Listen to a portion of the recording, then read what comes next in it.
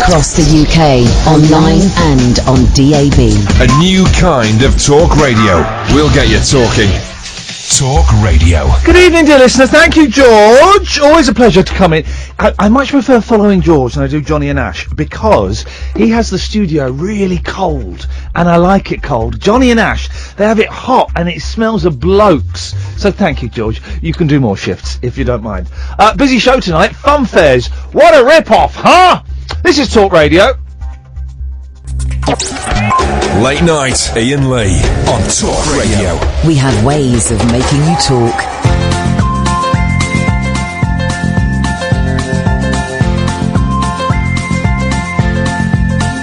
There's a voice that keeps on calling me. Down the road, it's where I'll always be. Every stop I make a new friend. Can't stay for long, just turn around and I'm gone again. Maybe tomorrow I'll wanna settle down. Until tomorrow I'll just keep moving on. Down this road that never seems to end. When new adventure lies just around the bend. So if you wanna join me for a while, just grab your hat, come travel light, that's old style. Maybe tomorrow I'll wanna settle down. Until tomorrow, the whole world is my home. So if you wanna join me for a while, just grab your hat, come travel light, that's old style. Maybe tomorrow I'll wanna settle down. Until tomorrow, I'll just keep moving on.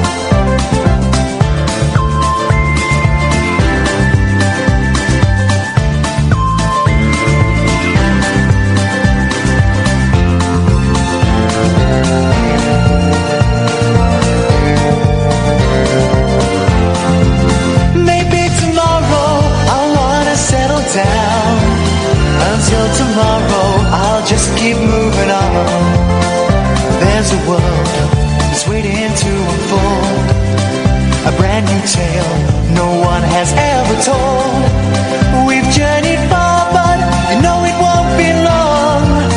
We're almost there and we paid our fare with a hobo song. Maybe tomorrow I'll wanna settle down. Until tomorrow, I'll just keep moving on. So if you wanna join me for a while, just grab your hat, come travel light, that's old style. Maybe tomorrow, I'll find what I call home. Until tomorrow, you know I'm free to roll. So, here's the thing. It's been 16 hours and 32 days since I left my love with you. No, bam, bam, bam. So, today, it's been the most expensive day I've had in ages today. Pourquoi? I'll tell you why. There's a fair near us, and my two children, who are 6 and 4, stupid names. Let's get that one out of the way. 0844 499 1000, by the way, is the telephone number. We'll call you back. Wanted to go to the fair. Now, the plan was to go to the fair tomorrow. We're going to go and see Finding Dory tomorrow morning. Special screening of it because I used to be on TV.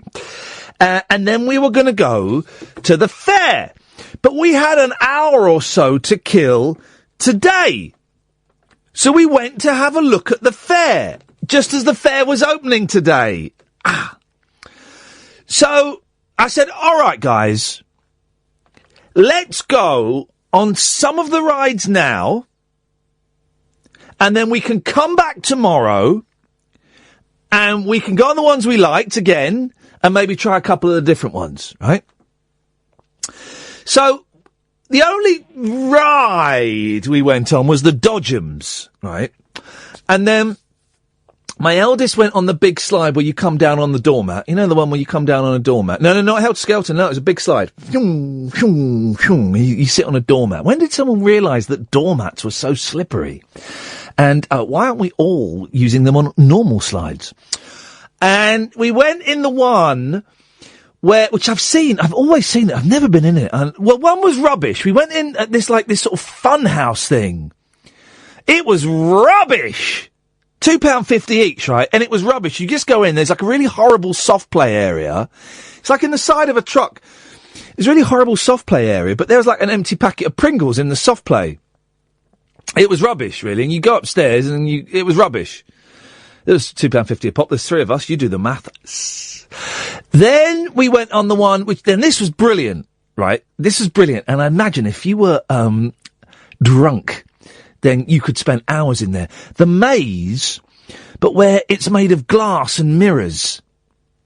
So it looks like it's really easy to get to where you want to go, right? It looks like it, but actually it's really difficult. My boys got scared. I want to go. And then when we got through there, I wasn't scared. I said, yes, you were totally scared. No, I wasn't. You wanted to, as soon as you saw it, you wanted to come back down. So we did that. Those technically aren't rides.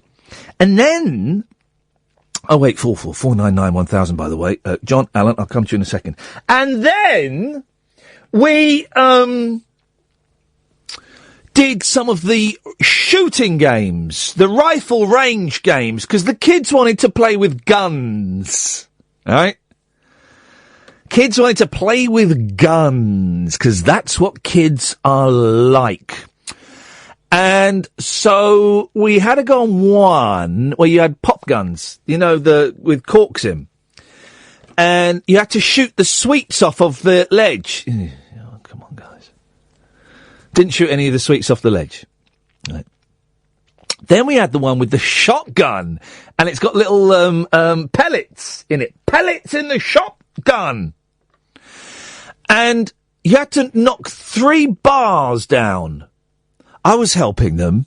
We knocked 3 bars down. We did it. It was surprisingly easy. I'm an excellent cocksman, rifleman. I'm an excellent What? I'm an excellent rifleman. And we won. But you get you can either choose like a crummy prize. I said crummy. My youngest chose a box of Dominoes. We've got Dominoes already. I don't know what he was thinking. Or 499-1000. By the way, or you get a token and you can kind of build up prizes. And my eldest realised that all the prizes are rubbish, and he said, "I want to get the token, and we'll come back tomorrow, and we'll try and go for round 2." I was like, yeah. Okay. So we were there for about 40 minutes. Right? I spent 50 quid. 50 quid! Flipping heck! 50 quid! And we didn't really do it. The dodgems were good, although the thing about the dodgems were, right, there was only me and my youngest in a car, my eldest in a car, this little girl, and I'm hoping it was her daddy in the car, and then this woman and her little girl. And the woman and the little girl didn't want to do any bumping, so that they were off limits. You could tell they didn't want to do any bumping. They were off limits. So there wasn't a lot of bumping going on, but it was good. It's good. I really got into you got to throw the car forward, haven't you? If you want to get the full bump, you don't just crash into them. You got to bump it. You got to throw yourselves into 50 flipping quid. Bloody hell! And they want to go back tomorrow. They want to go back to the fairground, and we didn't even hit the arcade.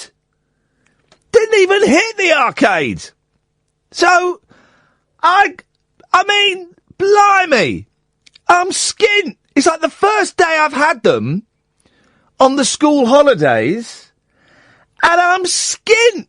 And I went and bought them a load of clothes. Because children, here's the thing about children, they do not grow quickly.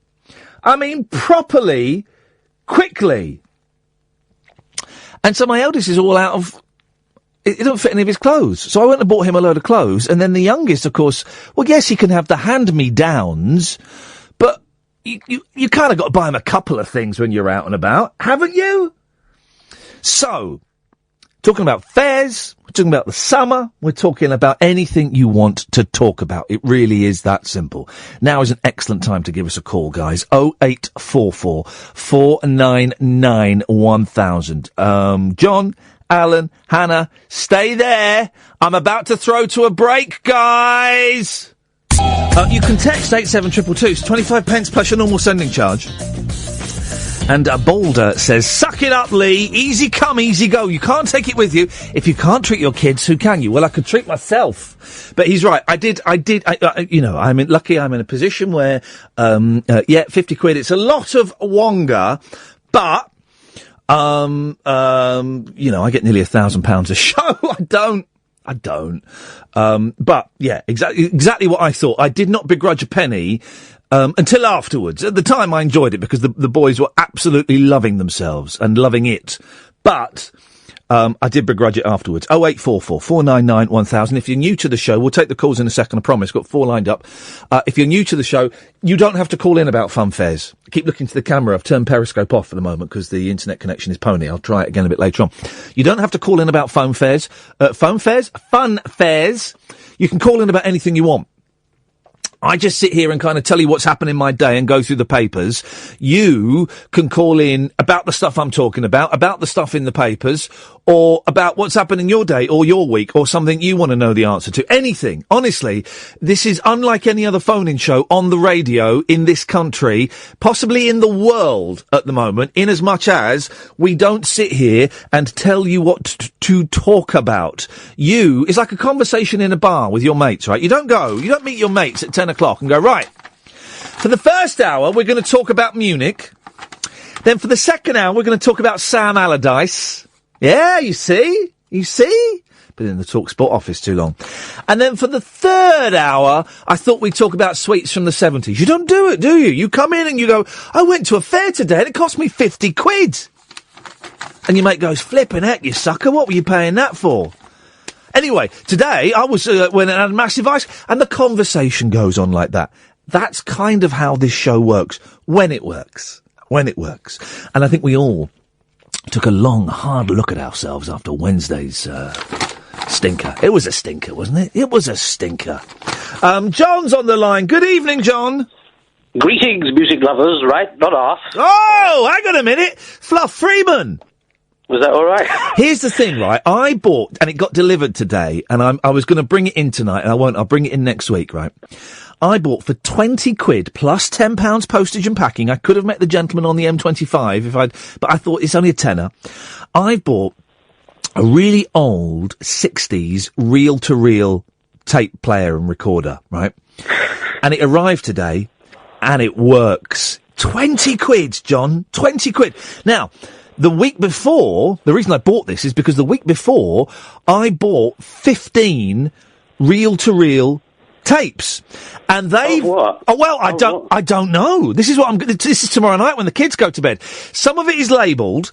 Some of it is, I think Fluff Freeman's on there. It appears to be radio shows taped from about 1972, 1973.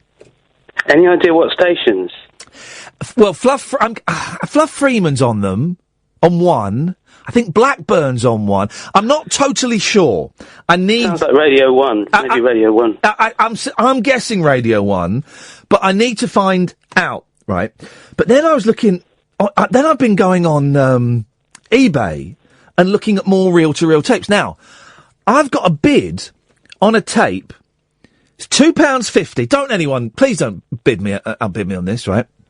All it's labelled is band rehearsal, Sharon and Lisa, 1969. That is going to be gold, isn't it? Sharon and Lisa who? I don't know! But imagine it was like the last great lost rock and roll album. It could be that. It could well be that. And now I'm looking... Do you know Tony Fox? Is he a DJ? It was on LBC, apparently. Neil Fox, sorry, I beg your pardon. No, There's this set of collection of 15 reel-to-reel tapes. These appear to be master tapes, mainly by the Roger Squire DJ studios for LBC, Tony Fox, dated 1973. That sounds good. And To me. it's Tony Fox talking to Bernard Delfont. Steve Woods talks to Peter Underwood about his book Dictionary of the Supernatural. I mean, it's 20 quid though, guys. It's a little bit steep for me, but there's gold in them thar hills, John. I know. I used to really like reel-to-reel tapes. Well, I think they're beautiful, and this is a stunning piece of kit. And also, I think I want my boys to know their audio heritage. You know, we bought a little cassette recorder, and now they're going to learn about reel-to-reel cassettes. They need to know their audio heritage. I want them to be, I was going to say like me when they grow up. I'd rather they had a little bit more personality and about them, but I want them to be aware of their audio history, John.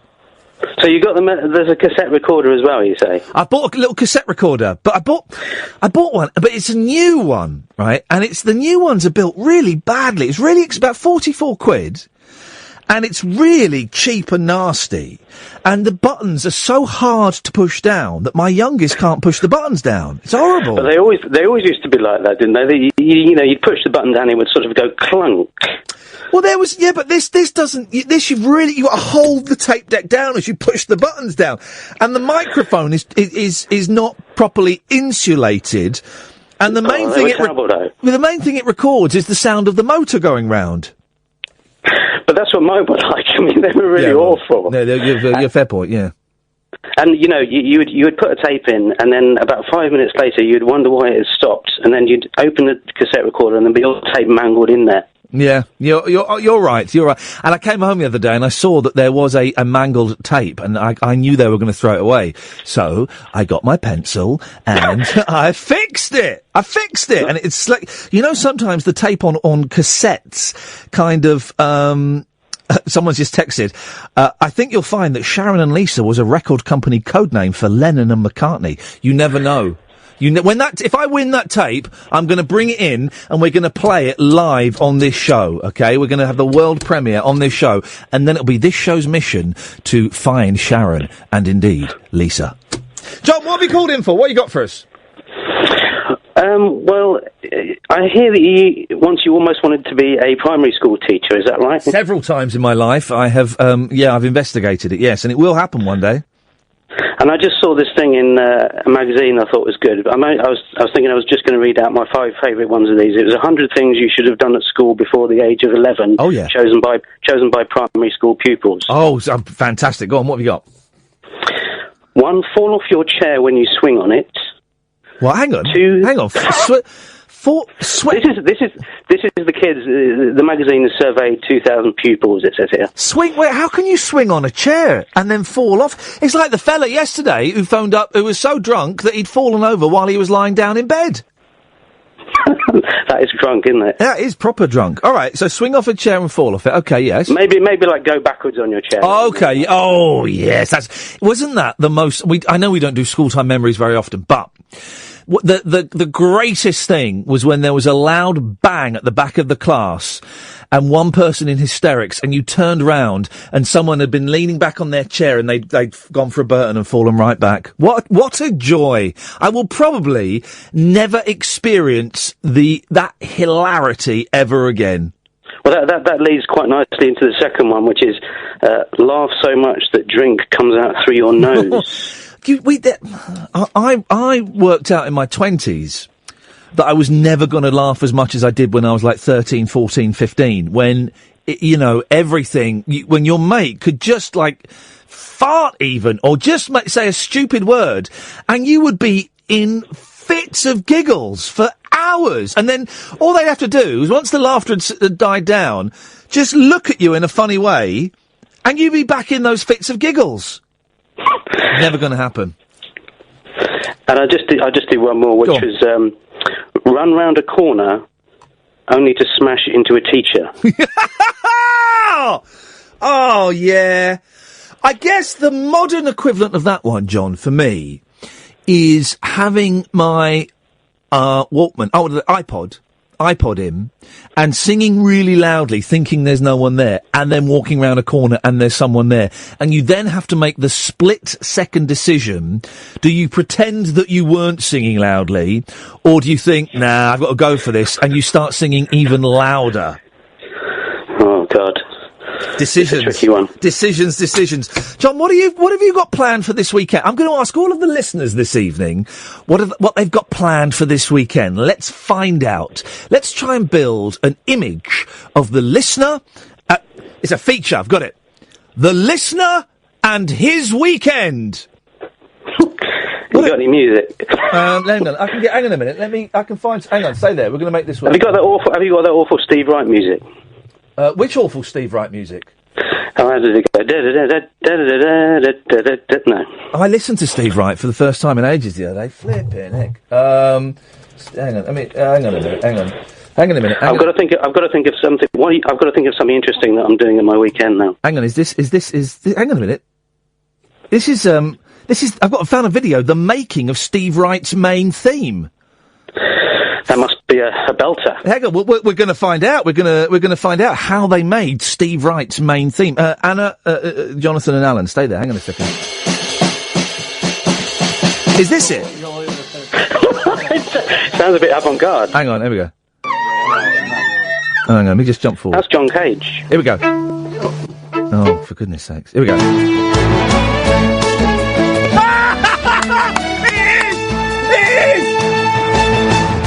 It's the band. They've got a video of the band playing it. Oh, hang on a minute. I've got to go. Listen. Oh, John. Here we go. We're going to listen to this. Thank you. This is great. So this is the quintet. Almost like Sgt. Pepper start. Yeah, it is Sgt. Pepper start. Here we go. And there's a trombone. He's warming up his lips. So we're going with main theme? Main theme. It is called SW Main Theme. Here we go. So your license paid for this, guys. Here we go. 2, 3, 4.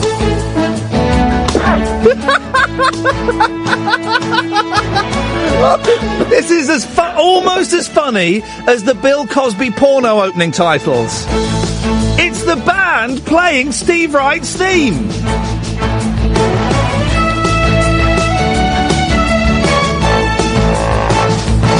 Gosh, that trombone's very prominent. Here we go.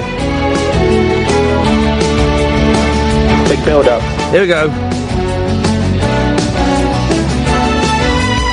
Wow. I'm quite moved. I'm quite tearful. This is powerful stuff. Tiny trumpet. Big man, tiny trumpet.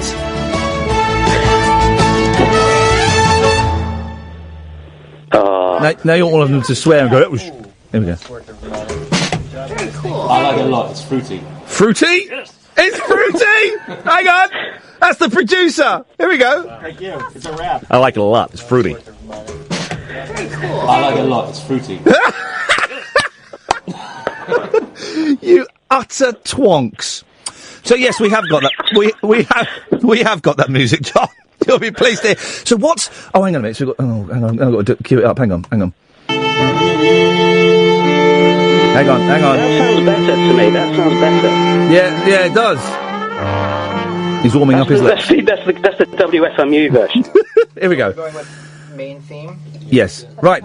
As we ask our listeners what he's doing this weekend. Oh.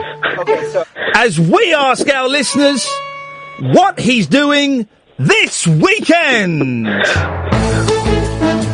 So, John, what are you doing this weekend?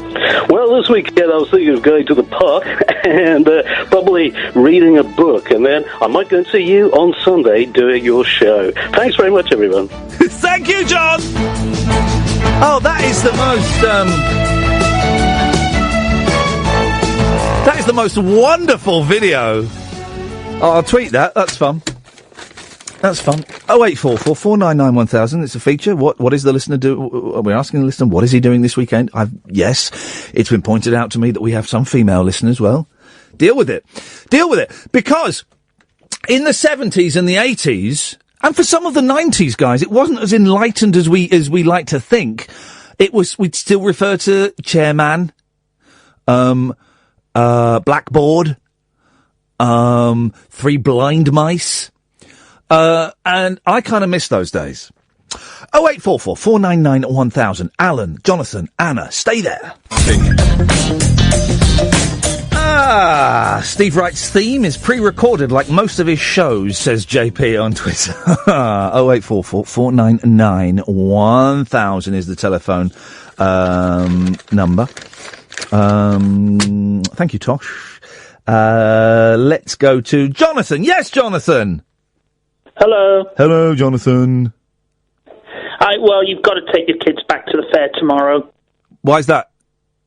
Because every fair has an arcade, and every fair has a Street Fighter 2 Championship Edition machine. And you've got to teach your boys the joys of throwing a Hadouken and Shuriken. I'm gonna, because I remember when I was a kid, when I was their age, and my dad would take me to Rose's Fair around the back of the Brickwell Estate. I never liked the fairground rides. I hated the rides, but I always went to the arcade and played Donkey Kong, and then later on they had Dragon's Lair. Do you remember Dragon's Lair? Was it called Dragon's Lair? The one where it was a cartoon on a laser disc, and it was impossible to play. Of course it was.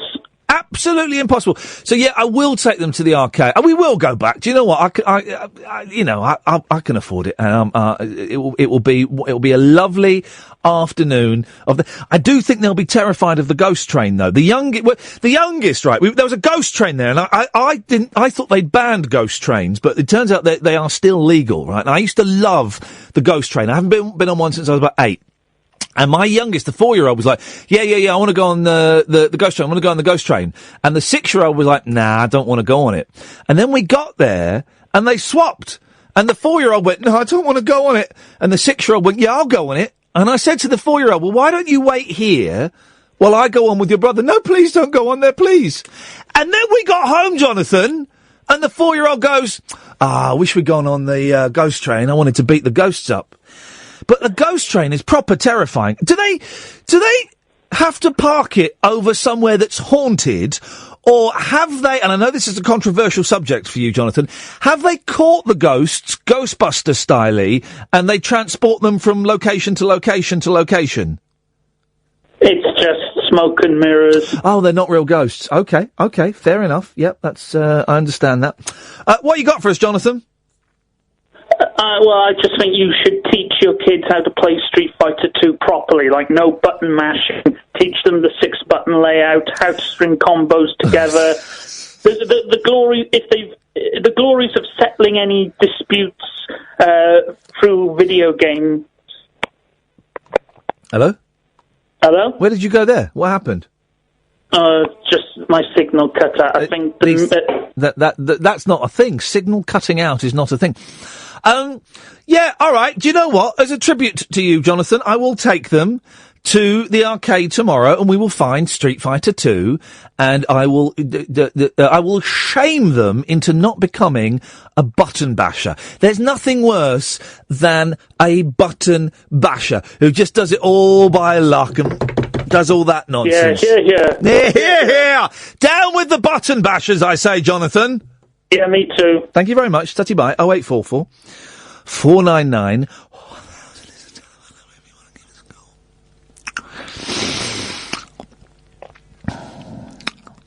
Let's go to Ross. All in bed. So I'll come into the garage. Do you mind? What?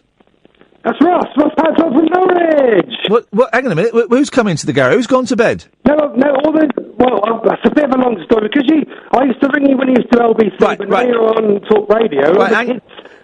Go to bed. Hang on a minute. Hang on a minute. The phone line is absolutely awful, Ross. Oh, hold on. I'm going near the door. I'm on the landline. It should be fine, mate. Hit it. Hit the phone.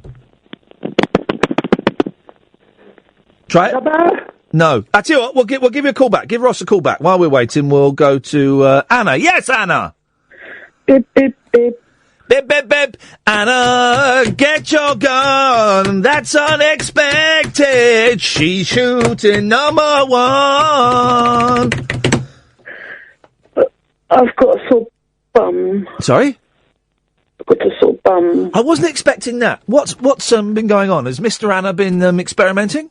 No. Here's the thing, right? And I'm glad you mentioned bums first, because I often get accused of being below the belt.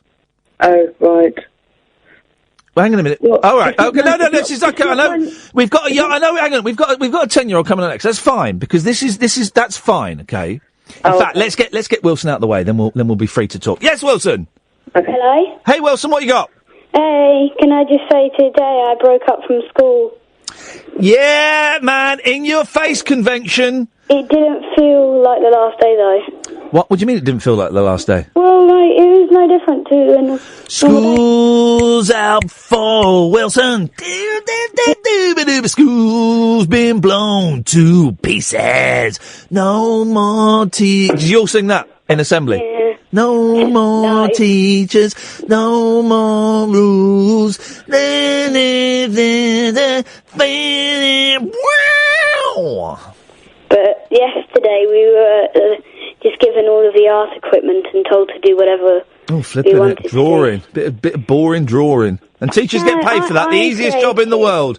The easiest job in the world. They get longer holidays than anybody and all that. And on the last day, instead of doing like a test or bringing in your spectrums, they do boring drawing. I remember when you said that on your old shows, and you said when on one of the last days, someone brought in a ZX Spectrum, and when we all had BBC micros, it blew our minds. Yeah, man. So are young people not allowed to take toys in and games and and walkie-talkies? You know what? I cheat the system. We were allowed to take stuff in. Yeah. Generally, no one brought it in except for me. So what, you had to do boring drawing?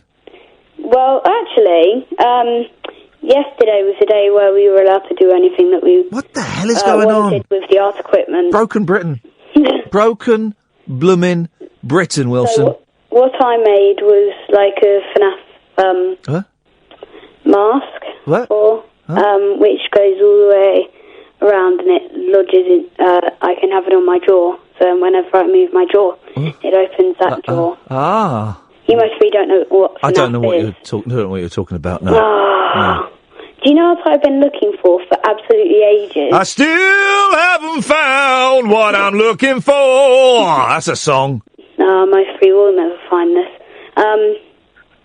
Someone who can do, you know those bingo numbers, like 56? Yeah. Lucky.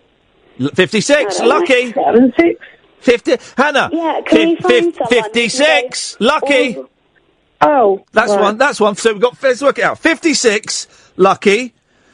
62. Numbers. I need a poo. No. Come on. Numbers. No. Number 3. Cup of tea. There we go. Oh. Got it. So here we go. See if we can find 56, lucky. 62, numbers. Number 3, cup of tea. There we go. I can do that. There we go. Can we try and find someone who can do all the way from 1 to 100? This is what we're going to do now. We're going to do a proper old-fashioned phone-in, okay? So all the squares on Digital Spy that don't dig the show can dig this one. We are going to get people to text in, Wilson, and phone in with their new bingo numbers. Yeah. That's what we're going to do. Thanks. Absolute pleasure, Wilson. Thank you very much indeed. So, Hannah, here's the thing, right? Last night I was at home. When I get home from work, I tend to have a bowl of muesli. I've put on so much weight again this week. I hate myself. But I tend to have a bowl of muesli. And what I do is I put the muesli in the bowl, I put the milk in the bowl, put the milk back, and then I eat it standing up with my buttocks leaning against the kitchen counter, right? Yeah. And as I was doing it, I thought, I'm getting someone's phoning me at 2:00 in the morning because I was getting the vibration in my back pocket, right? I reached down, there was no phone there. The phone was on the work surface and no one was ringing me, right? And I stood there and my bum was vibrating. And when I say my bum... Your anus? All right, we just had a child on the line, Anna. I was trying to be decent. But yeah... Yeah, it was. And it was doing it today. It was the weirdest. It was weird. And not in a way that made... And the reason I'm talking about this is because I want to know if anybody else... I know that the fake... the vibration leg syndrome is a thing where people think that they check their pocket because they think their phone's vibrating and it's not. It's a syndrome. That's a thing. But this was so specific that it got me worried that maybe I was falling apart. But I don't want to dwell too much on buttocks this evening. So let's try and keep it above the waist. But if there are any men or women of medicine listening who can help me find a cure for this ailment, then please, dear God, 0844 499 1000. Oh. My bum really does hurt. You keep going on about it. Sorry. There. Anyway, fairground. Yeah. You could have gone to Wicksteed Park near Kettering, where Lindsay Lohan is going. Lindsay Lohan? Because Lindsay Lohan, yeah. You can get all the fairground stuff there. Yeah, but this... Well, right, okay. Okay, and I appreciate that. But this fairground is about 3 miles from my house... And Kettering is about 200 miles from my house. So, you see why we went to the one that we went to. You see that? Yeah, yeah. Is it? Yeah. Can I ask you... Oh, by the way, when I've been down a slide like that reminded me of the time I went down a swimming pool slide really fast. Have you been down a swimming pool really fast? Yeah, yeah. We went swimming. We went swimming today. It was another thing we did. Can I ask you a question, Anna? Yeah. What are you doing this weekend? Oh, we might be going to Hunstanton Sunday. If my bum's better.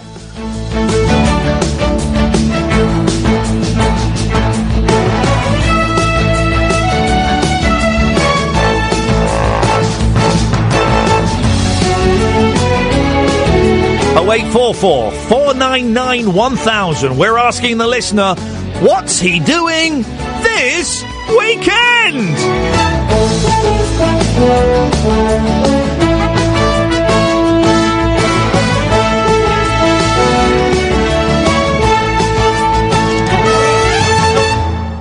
Okay, so we're gonna come up with our own bingo set. How high does bingo go? I've written all of the numbers. I've written a significant number of numbers between 1 and 60, most of them. So let's just do it up to 60. Because any more than that, it just starts getting very, very murky. We lost... Did Ross not want to come back? He bottled it. Ross bottled it. Well, luckily...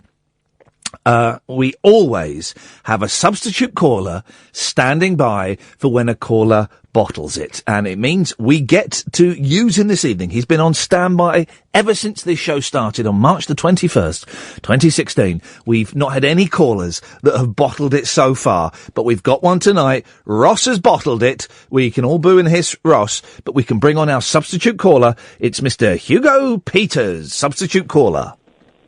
Good evening, Hugo Peters here, bon vivre, raconteur, homme de monde, boogaloo music aficionado, some may say, Ernest Hemingway of the 10s. Hip, hip, hip. Good evening, Iain. Good evening, substitute caller. I'm very pleased to be the substitute caller. You've been in the wings, waiting in the wings since March the 21st. That's March, April, May, June, July. That's 4 months of this rubbish you've had to endure on hold at your own expense. Yes. But now it's your time to shine. Let it shine, oh, let it shine, Mr. Peters. Well, I will give it a go. Substitute teachers are rather nice, aren't they? So I'm hoping that me as a substitute caller will fit the bill. We had a substitute teacher who I'm convinced, looking back, was a pervert. Why would you suggest that? Just was he looking up people's skirts? His demeanour was... No one liked him. And I don't even think he was a qualified teacher. He was just an old man. Well, surely they wouldn't have let him in the school if he didn't have any credentials. We also had another substitute teacher... I can't remember his name, which is good for legal reasons, but he shaved his face, but he had really hairy cheeks. Well, that's Fred Harris, isn't it? It was Fred Harris, yes. Yeah. That was it. got a bit of a dead leg now. I've been sitting on my leg, Hugo. Hugo, we're compiling our own alternate reality bingo numbers. So far, we've got number 3. Crafty Moo on Twitter has suggested all the ones 7. And we've got 56. Lucky. Any suggestions? Well, I was, unfortunately, you've ruled this number out. I had 88 David Gates. From Bread? From Bread. Yeah, from Bread, of course. But unfortunately, we can't have that because it's too high. It's too high. David Gates is too high. That's a shame. Now, the thing about Bread... Yes? Were they any good? Well, they found a diary underneath a tree, didn't they? Was that them? I found a diary underneath the tree. But doesn't it turn out it's either his diary or his girlfriend's diary? Well, it's somebody's diary. Somebody's diary. Exactly. And he shouldn't have been looking if it wasn't his. I had a brilliant idea for a book, right? And I started writing it, and Catherine, the producer, was supposed to start writing it, and she didn't, and I lost steam. No, you didn't. We were going to write a diary from when we found out we were doing this job for the whole first year of this job. And then we'd, release it as a book. Be good, well, you'd like that. No. Well, I do write books, and that's the reason why I phoned in. But the thing is, it's a diary, and a diary is a secret thing and should never really be published unless you're dead. Well, hang on a second. Michael Palin's diaries.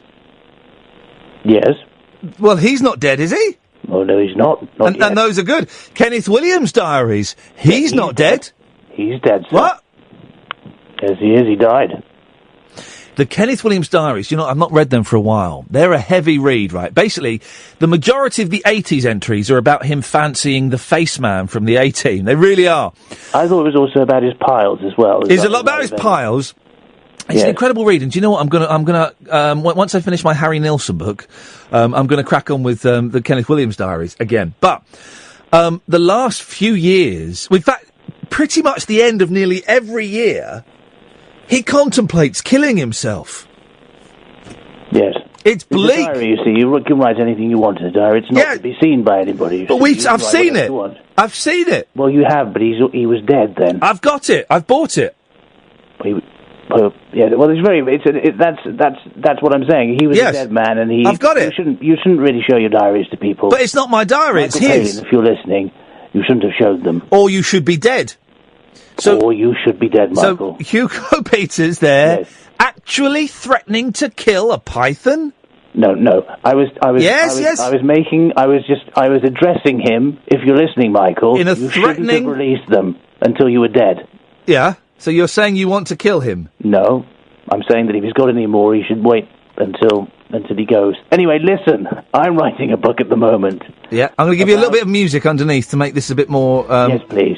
Can it be this Steve Wright music? Oh, no. Have you watched the video of the band recording this? I have seen that video. Yes. Bizarrely. It's the most exciting thing I've ever seen.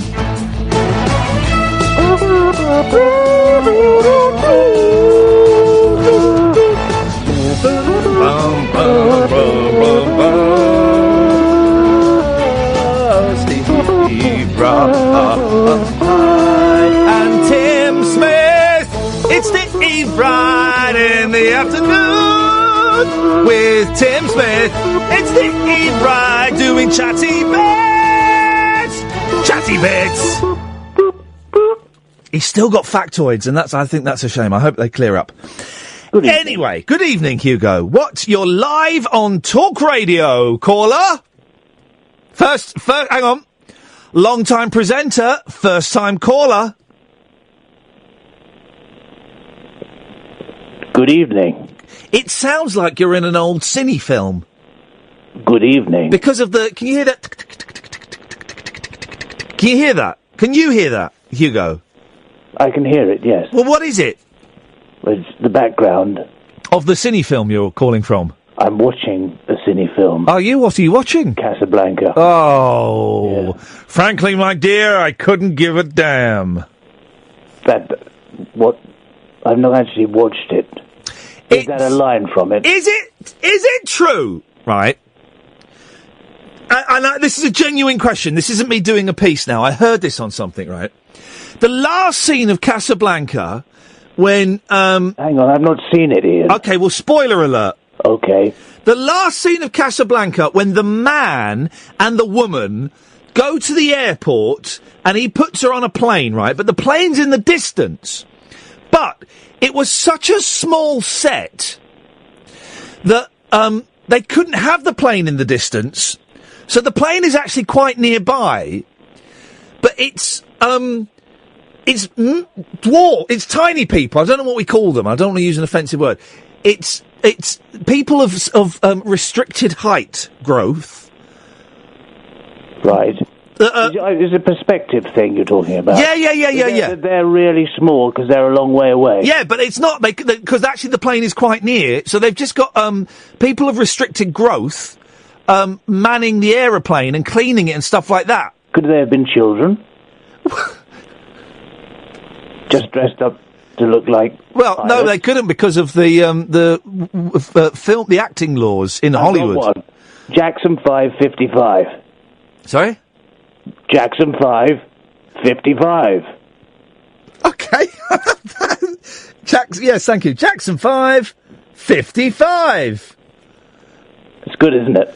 Jackson okay. If anyone knows if that's true or not, 0844 499 1000. Hang on a minute, Hugo. Alan! Alan! Hip, hip, hip! Hip, hip, hip. Alan, you're through to Hugo Peters. Hugo, you're through to Alan. Away you go. Good evening, Alan. Long time no speak. Well, it's been a long time. We were together, weren't we, in Morocco? No, I think we were on to another show. No, we were together in Morocco, weren't we? Or was that Birmingham? I can't remember one of the two. No, I'm in Birmingham. I know, well, we were in Morocco, weren't we? I've never been to Morocco. Well, it wasn't you then. Might be another Alan. Yeah, possibly, sorry. So, did we meet in Birmingham? No, we met on another radio show. What, have we met? Yeah, on Totally Chappers. Oh my goodness, that's a long time ago. Oh God, not that idiot. That's a long time ago. Right, Alan, what have you called in for? Just a couple of things, actually. I've found another wheel-to-wheel tape you might want to bid on eBay. Oh, pourquoi, Yati? It's called Wild Angels, Brian and Karen, 5mm, currently standing at £2.50. Oh, hang on a minute. I think it's the same guy who's selling that one. Hang on a minute. What's it called? Ryan and Angel? Wild Angels. Wild Angels? Brian and Karen. Okay, let me Wild Angels, reel to reel. Let's have a look.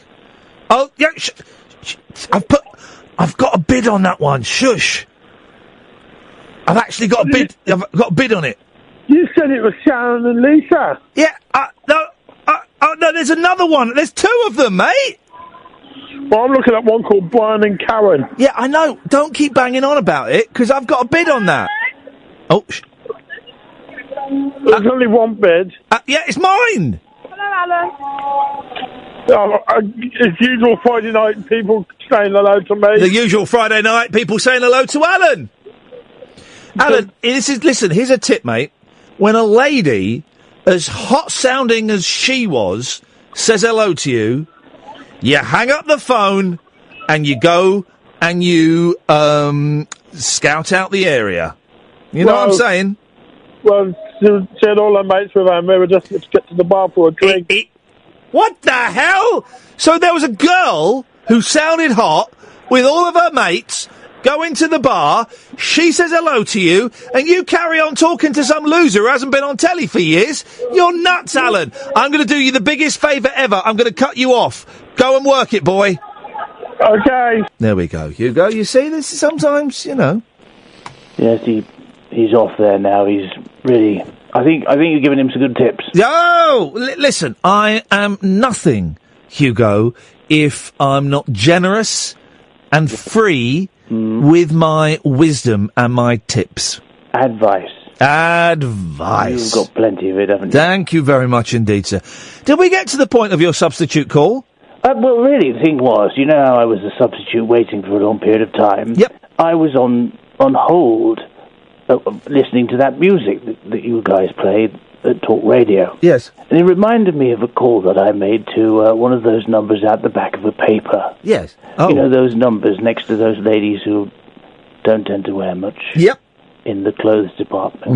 No, well, they've obviously not been to the clothes department. They went, their houses burnt down, they lost all of their possessions, including their clothes, and the clothes department was closed, but they had to have that photo taken, and there was no other time. Exactly. Exactamundo. That ended up in the back of the paper. Anyway, so I phoned one of them up on a mobile, and in order to get to the person you wanted to speak to, every now and again you had to go into the phone. Yes.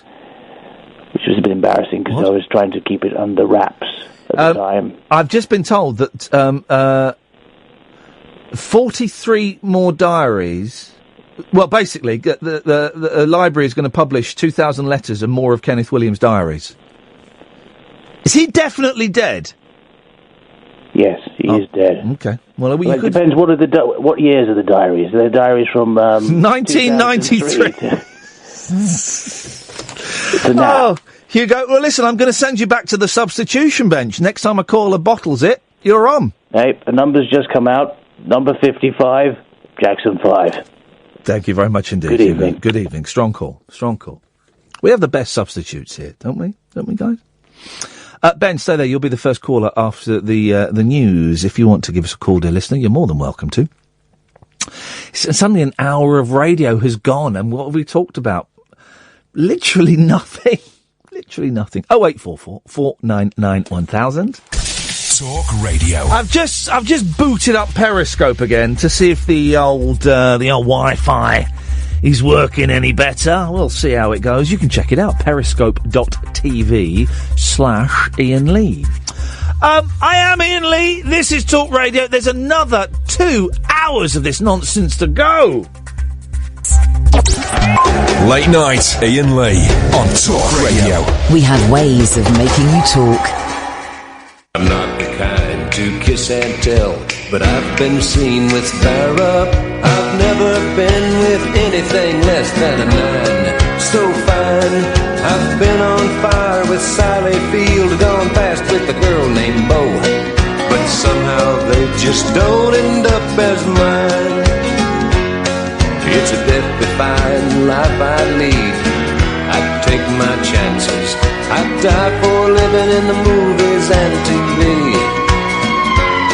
But the hardest thing I ever do is watch my leading ladies kiss some other guy while I'm bandaging my knee. I might fall from a tall building, I might roll a brand new car, 'cause I'm the unknown stuntman that made Redford such a star.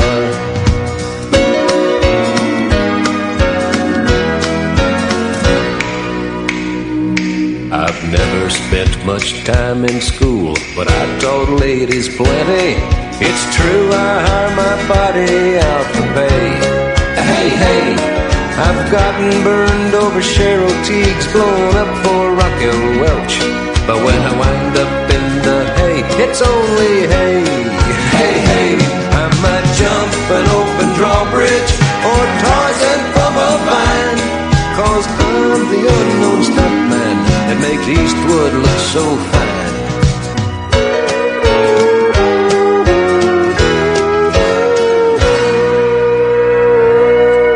Yes, Ben! Iain! Ben?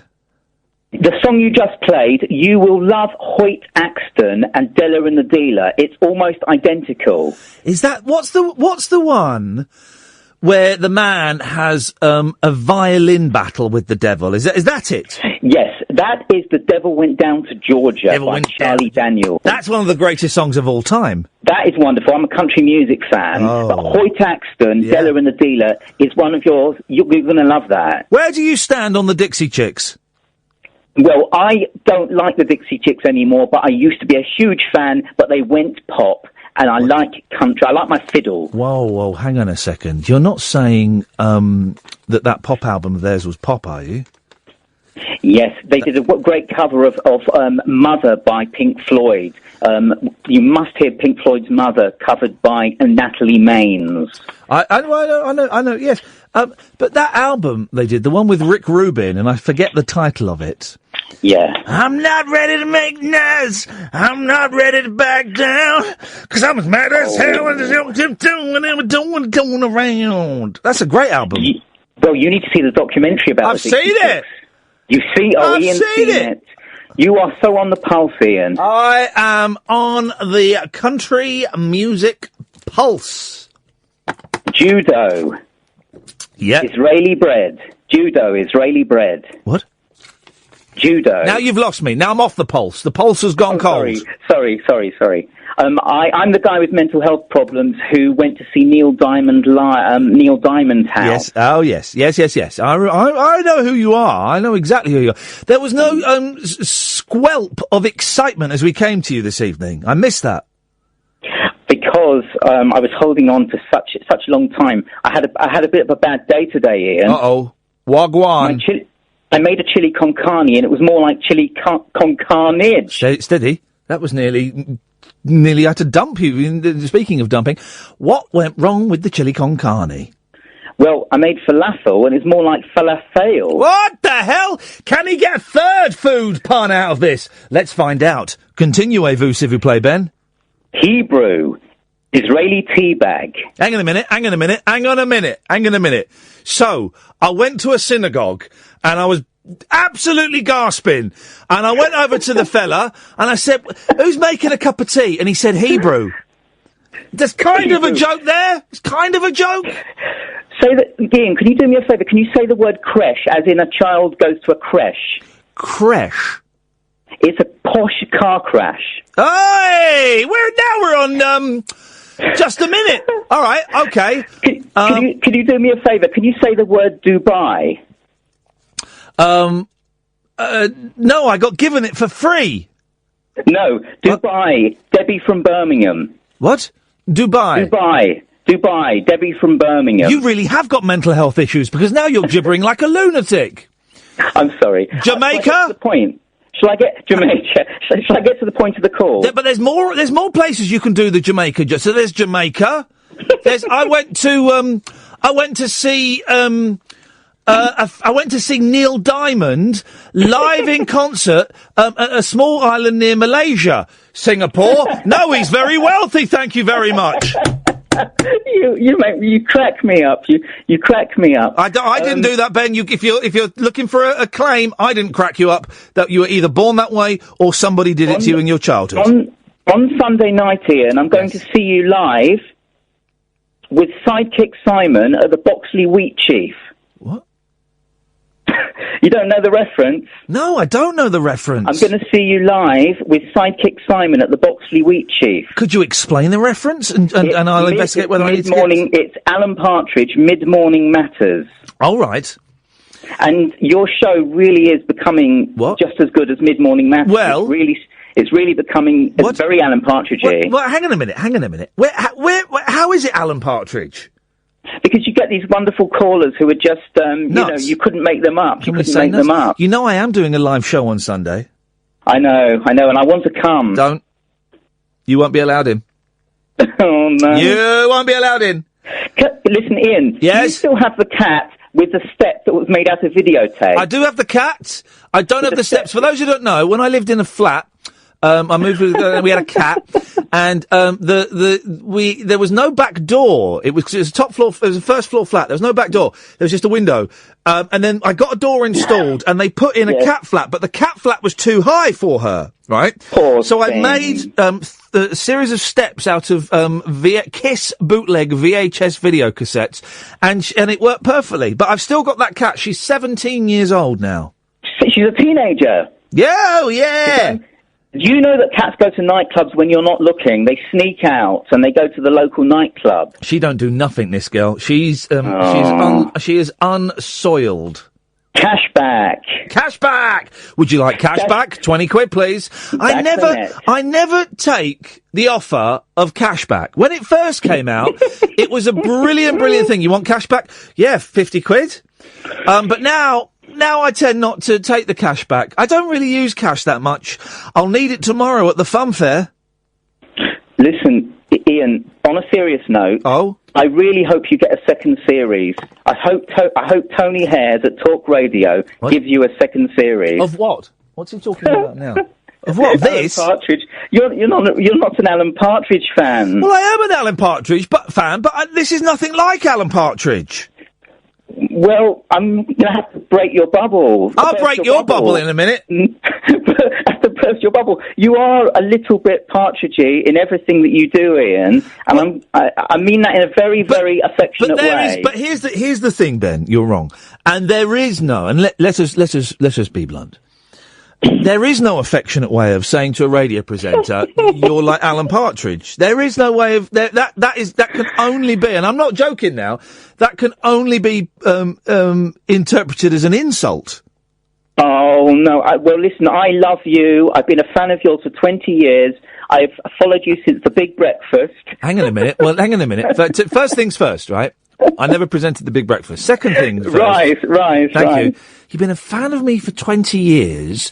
Well, I started show business in 1999. So for 3 years you were a fan of me when I was just like a bloke signing on? Well, I met you in Camden High Street at the height of your fame, and I look up at this really tall, good-looking man. I remember it. You were small and ugly. I do remember this. Yes, I do remember it. And you looked at me as if I was famous. That's a weird thing. Yep. I looked at you, and you smiled at me. Yep. I was flirting with you. I was fishing.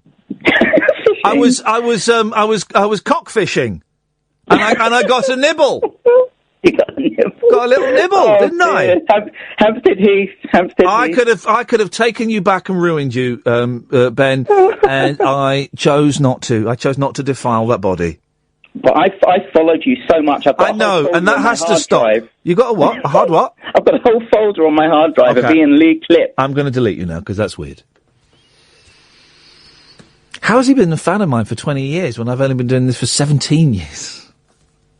That's weird, isn't it? I'm putting so much effort and energy into this show. I'm getting a headache all the way out the back of my neck and I'm feeling nauseous. But that's how much I give of myself. That's how much I give. 0844 499 1000. Let's go to Tris. Yes, Tris? Ah! Hello,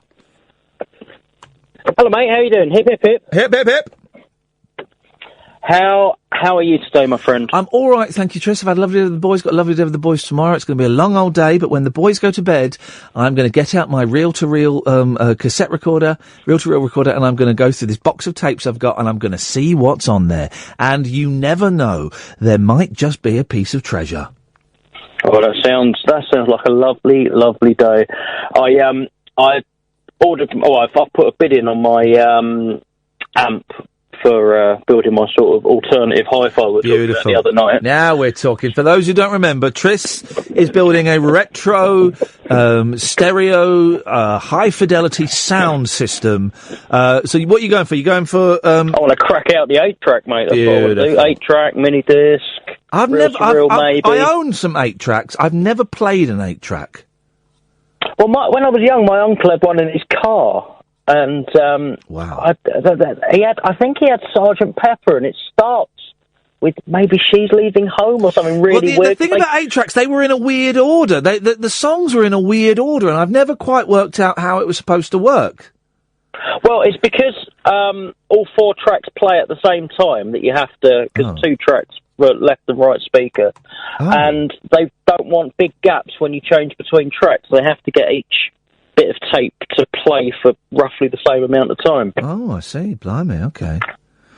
Anyway, you were talking about becoming a primary school teacher. Yes. I was at my eldest last day of school picnic today, right? We live in a fairly affluent area, but we're not affluent. No need to show off. No. We're just faking it. We're the pond scum around our way. But all the teachers were stood there today, and you're in the wrong game, mate. I'm in the wrong game. Oh. All the teachers were stood there with big bags while the kids paraded along, just dropping presents in. Yeah. For the teachers. Yeah. Presumed everyone's gonna gonna give him a present. Yeah. My little girl drew her teacher a picture and put a little note on it.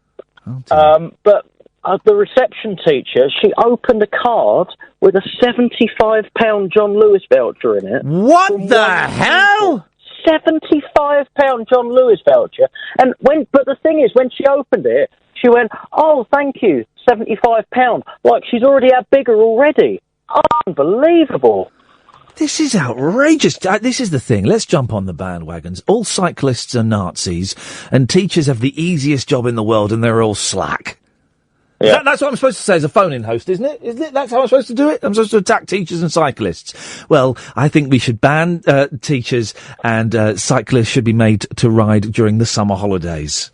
Or something like that. Absolutely. I'm never quite sure what I'm supposed to be saying in these. And a call out to black cab drivers as well. Yeah, big up the black cab drivers, down with Uber, although I used Uber the other day and I had a really nice chat with the guy who was from Pakistan, and we talked about Pakistan.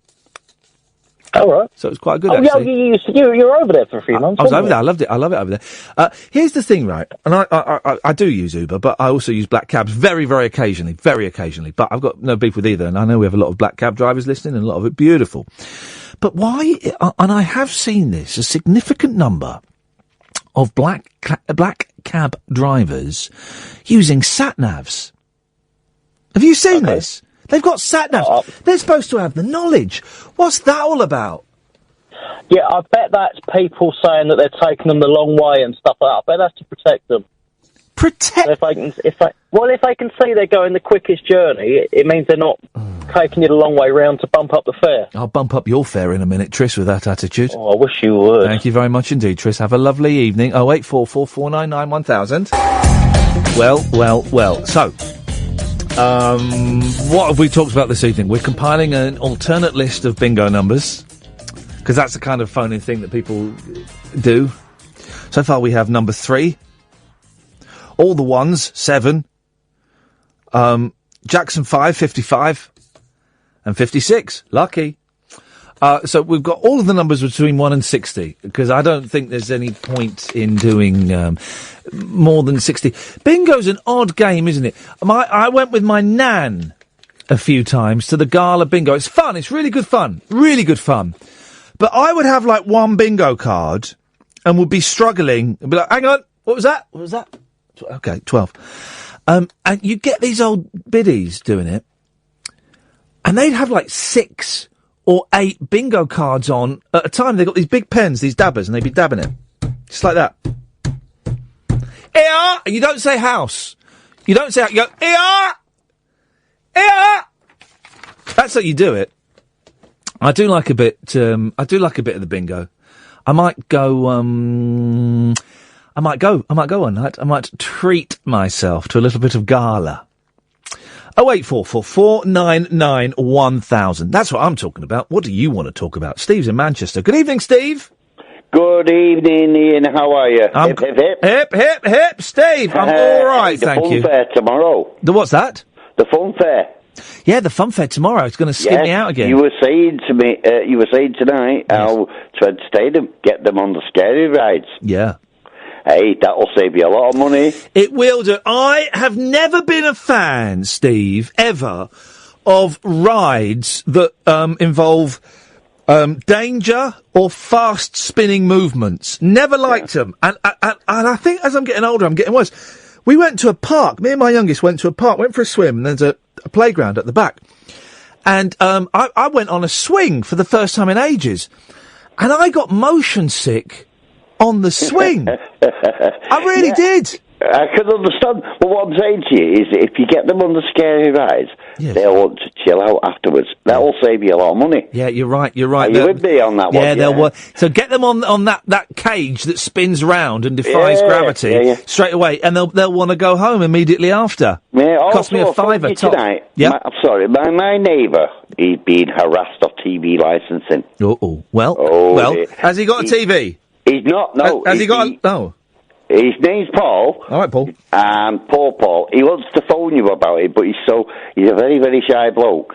Right. I don't know how to try to introduce him to get to talk to you. Well, you could send him on a confidence building course, but that might take like a year or something. Yeah. He's been harassed off letters, so on and so forth. Like I say, he's not got a TV, and he's been harassed off him. And I've told him to phone you, and you might advise him and help him out. Well, I am a very helpful and advisory gentleman. What's his name, Paul? His name's Paul Kenyon. He used to do boxing. He's got a channel on YouTube. He was a boxer. A great, cracking lad. And I've said I'll phone you tonight and explain to you about his problems. Okay. Well, he could. What? He's nervous to call in. Yeah, very nervous. I know, exactly. I know what you're saying, but he can go out boxing, blah, blah, blah. But he has had a lot of problems with TV licensing. Right. Hang on a minute. I've got a video of Paul Kenyon. Have you? Yeah. He's on. You're right. There's loads of him on.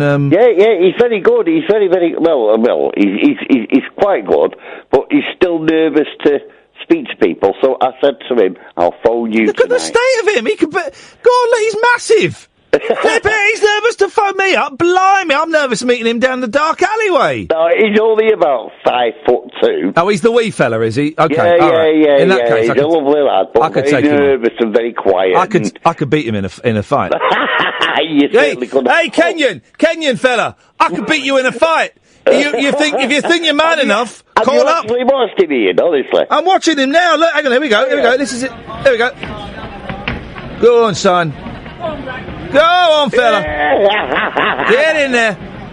I could beat him. He's tiny. I'll tell him to definitely phone you. Tell him. He's tiny. He's got no reach, and he looks like he's got a glass jaw. Yeah. I'm going to destroy him. That's the guy. That's the... Come on, Kenyon. If you're man enough. Do you know what he does, Ian? Yeah. He'll listen to you tomorrow. He cries like a baby. Sorry? He cries like a baby when he gets his ass whopped. He'll watch you online tomorrow, and I'll make sure he tries and phone you. How's that, Ian? You make sure, well, he can't phone me tomorrow, because Monday. Yeah, Monday. There we go. Monday. Tell him he's got a glass jaw, and I will destroy him. That's boxing terminology. You see, I know all the sports. Is Andrew actually in Las Vegas? He's actually in the arse end of the world. Andrew! Ian, it's actually in Vegas, actually the arse end of the world. But do you know why I'm here? Hang on a minute. Let me, you're seeing, you're seeing a show. I'm seeing a show. I reckon it's the Bare Naked Ladies. It is! Yeah! How did I get that? Almost as if you tweeted me earlier, rubbing my face in it. I did. Absolutely, and here I am in Vegas, seeing them in 4 hours from now. I think they've got orchestral movements in the dark. I don't even know them. Orchestral movements in the dark? OMD? It's almost the right name. They did a song. They did a brilliant song, right? Talk about songs that people don't know what. It's like a catchy pop song, and then years later they go, "Oh, I never knew it was about that." They did a song about the aeroplane that dropped the atomic bomb on Hiroshima. Oh, okay. I don't know what that is. Enola Gay. It's a great song. Enola Gay. I've already heard it. They did another. What was the other one? OMD did. They did one I recognise. Yeah, they did do one you'd recognise. But Howard Jones is. Hang on a minute. Isn't Howard Jones supporting them as well? Yeah, I think so. But I just thought it was OMD, so I thought I don't know. But you know who Howard Jones is, don't you? No. Oh, hang on a second. You don't know who... Right, how old are you, Andrew? 33? 40... No. God, you're right, hang on, here we go. Listen, let me educate you. You want to see this guy, right? Hang on a second, here we go. Ladies and gentlemen, opening up for the Bare Naked Ladies, would you please welcome to the stage synth pop pioneer, Mr. Howard Jones.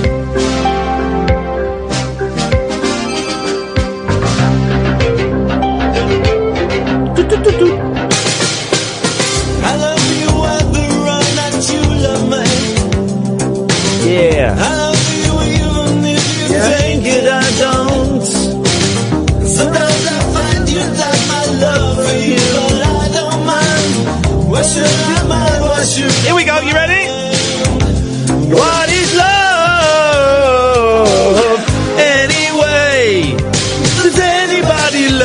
anybody anyway? What is love anyway? Does anybody love anybody anyway? Oh, oh, oh. What was the song? He did another song. What was the I song? don't know. Don't try I to don't know stop him at all. I've got no idea. in your brain. See both sides. Throw off your mental chains. That one. Hang on a minute.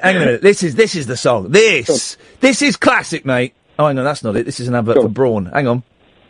Don't want an advert for Brawn. Here we go. Listen to this. This is a song for all of my friends. Come out to time for hang on a minute. The internet's frozen. Here we go. Come on, Andrew. You're in Vegas and you're going to see this guy. Here we go. Go on. Hang on a minute. Ladies and gentlemen, would you please welcome, opening up for the Bare Naked Ladies, their special guest, Mr. Howard Jones. Been for so long. This is it. Coming out and sing this song. Oh, don't be fooled, I want you to see. Oh, don't be fooled by what you hear. Oh. This is a song for all of my friends. Don't know this bit. The reason I don't know this bit is my sister's single of it had a scratch right there and we missed it. We go. Here we go. Oh, don't try to stop. Bend your brain. See both sides. Throw off your mental chains. Woo-hoo-hoo! Come on, Andrew. Nice. But do you reckon if you ask, I think you still got Ed's number. Yep. If you text him and ask him really nicely, do you think he'd do popcorn for you? No, but I'm not going to be there. Oh, okay. Well, maybe in September, because I know you're going to see him at the Roundhouse. September the 9th. I have to email him 2 weeks before, and he's going to put my name on the guest list. Oh, lucky you. No, I'm going to be there. Cannot wait. Yeah. And I'm just hoping they can do part. How long are you in Vegas for? We're coming back tomorrow. We come out just to see Bare Nakeds. You work for an airline company, so you get freebies, don't you? I do. Yes. I remember. How do I know? Because you kept tapping me up saying, if you get me a backstage passes to see them on tour, I'll get you free flights over to the States. I do remember. That was it, yeah, and I never got to go. The thing is, I wasn't sure because you could have just been a cover for ISIS. I was even a freak. You could have been a cover for ISIS, right? Or a drug. You wanted me to be a drug mule, and I'd have turned up, and I'd have had cocaine or explosives strapped to me. So I'm sorry, buddy. I'm nearly that. I'm a real life style boy, so I'm pretty much that. So I'm born and raised style, just like you. So. Andrew, listen, enjoy the show. I myself am deeply envious. Rob, Simon, stay there. 0844 499 1000. 0844 499 1000. Rob Burnett. Yo, how's it hanging? Now, when people ask that, they do mean the penis, don't they? Just in general. Yeah, good, thank you. Now that I've got a little thing that means I can watch movies. Excellent. That's all good. Yeah. Are you on speakerphone? No, am I sounding bad? Yeah, that sounds rubbish. What's going on? Oh. Do you want me to change phones? Yeah. I need Kath in the studio, basically. What? Kath. Yes. You know her? I know her, yes, I work with her. Right, you're both 90s kids? Well, she's a little bit older than me, so she's more of an 80s kid, but yeah. I've got a 90s quiz for Iain versus Kath. Oh, yeah? So, if she could come in... Kath, come in the studio. Rob's got content for us. Rob's got content. Should we get some backing music for it? Might need some. All right, let's get you some backing music. Hang on a second. Flipping it. Computer ready. Hang on. Here we go. Let's just... hang on a minute. Let's get some backing music. Hang on a minute. Backing music. Cat in the studio. Yeah, I am. Right, here we go. Backing music. Away you go, Rob. Oh, God. Here we go. Yep. Okay, so this is the 90s quiz. Yes. So basically, you get a question. Yes. You can play or you can pass. Play or path. Play or path. So I can give it to you, Ian. Yes. Give And it to if me, you Rob. don't think you can go. Is for it? Is it hard, Rob? Is it hard? Because I want you to give it to me, and I want it hard. I It's do. stupid. I want it hard now, Rob. Can you give it to me? And is it hard? I see that plugin's been working then. There we go. Yes. Hang on a minute. Hang on a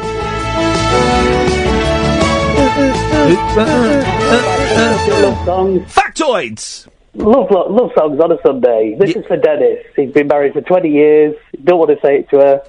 Just wants to play songs. It's Bette Midler. Okay, let's have it. 90s quiz. Rob is going to give it to us hard. Right, 90s trivia, Ian. Yes. Surnames and original names. Sorry, the original names of the 5 Spice Girls. Now, you can play for 2 points. Yeah.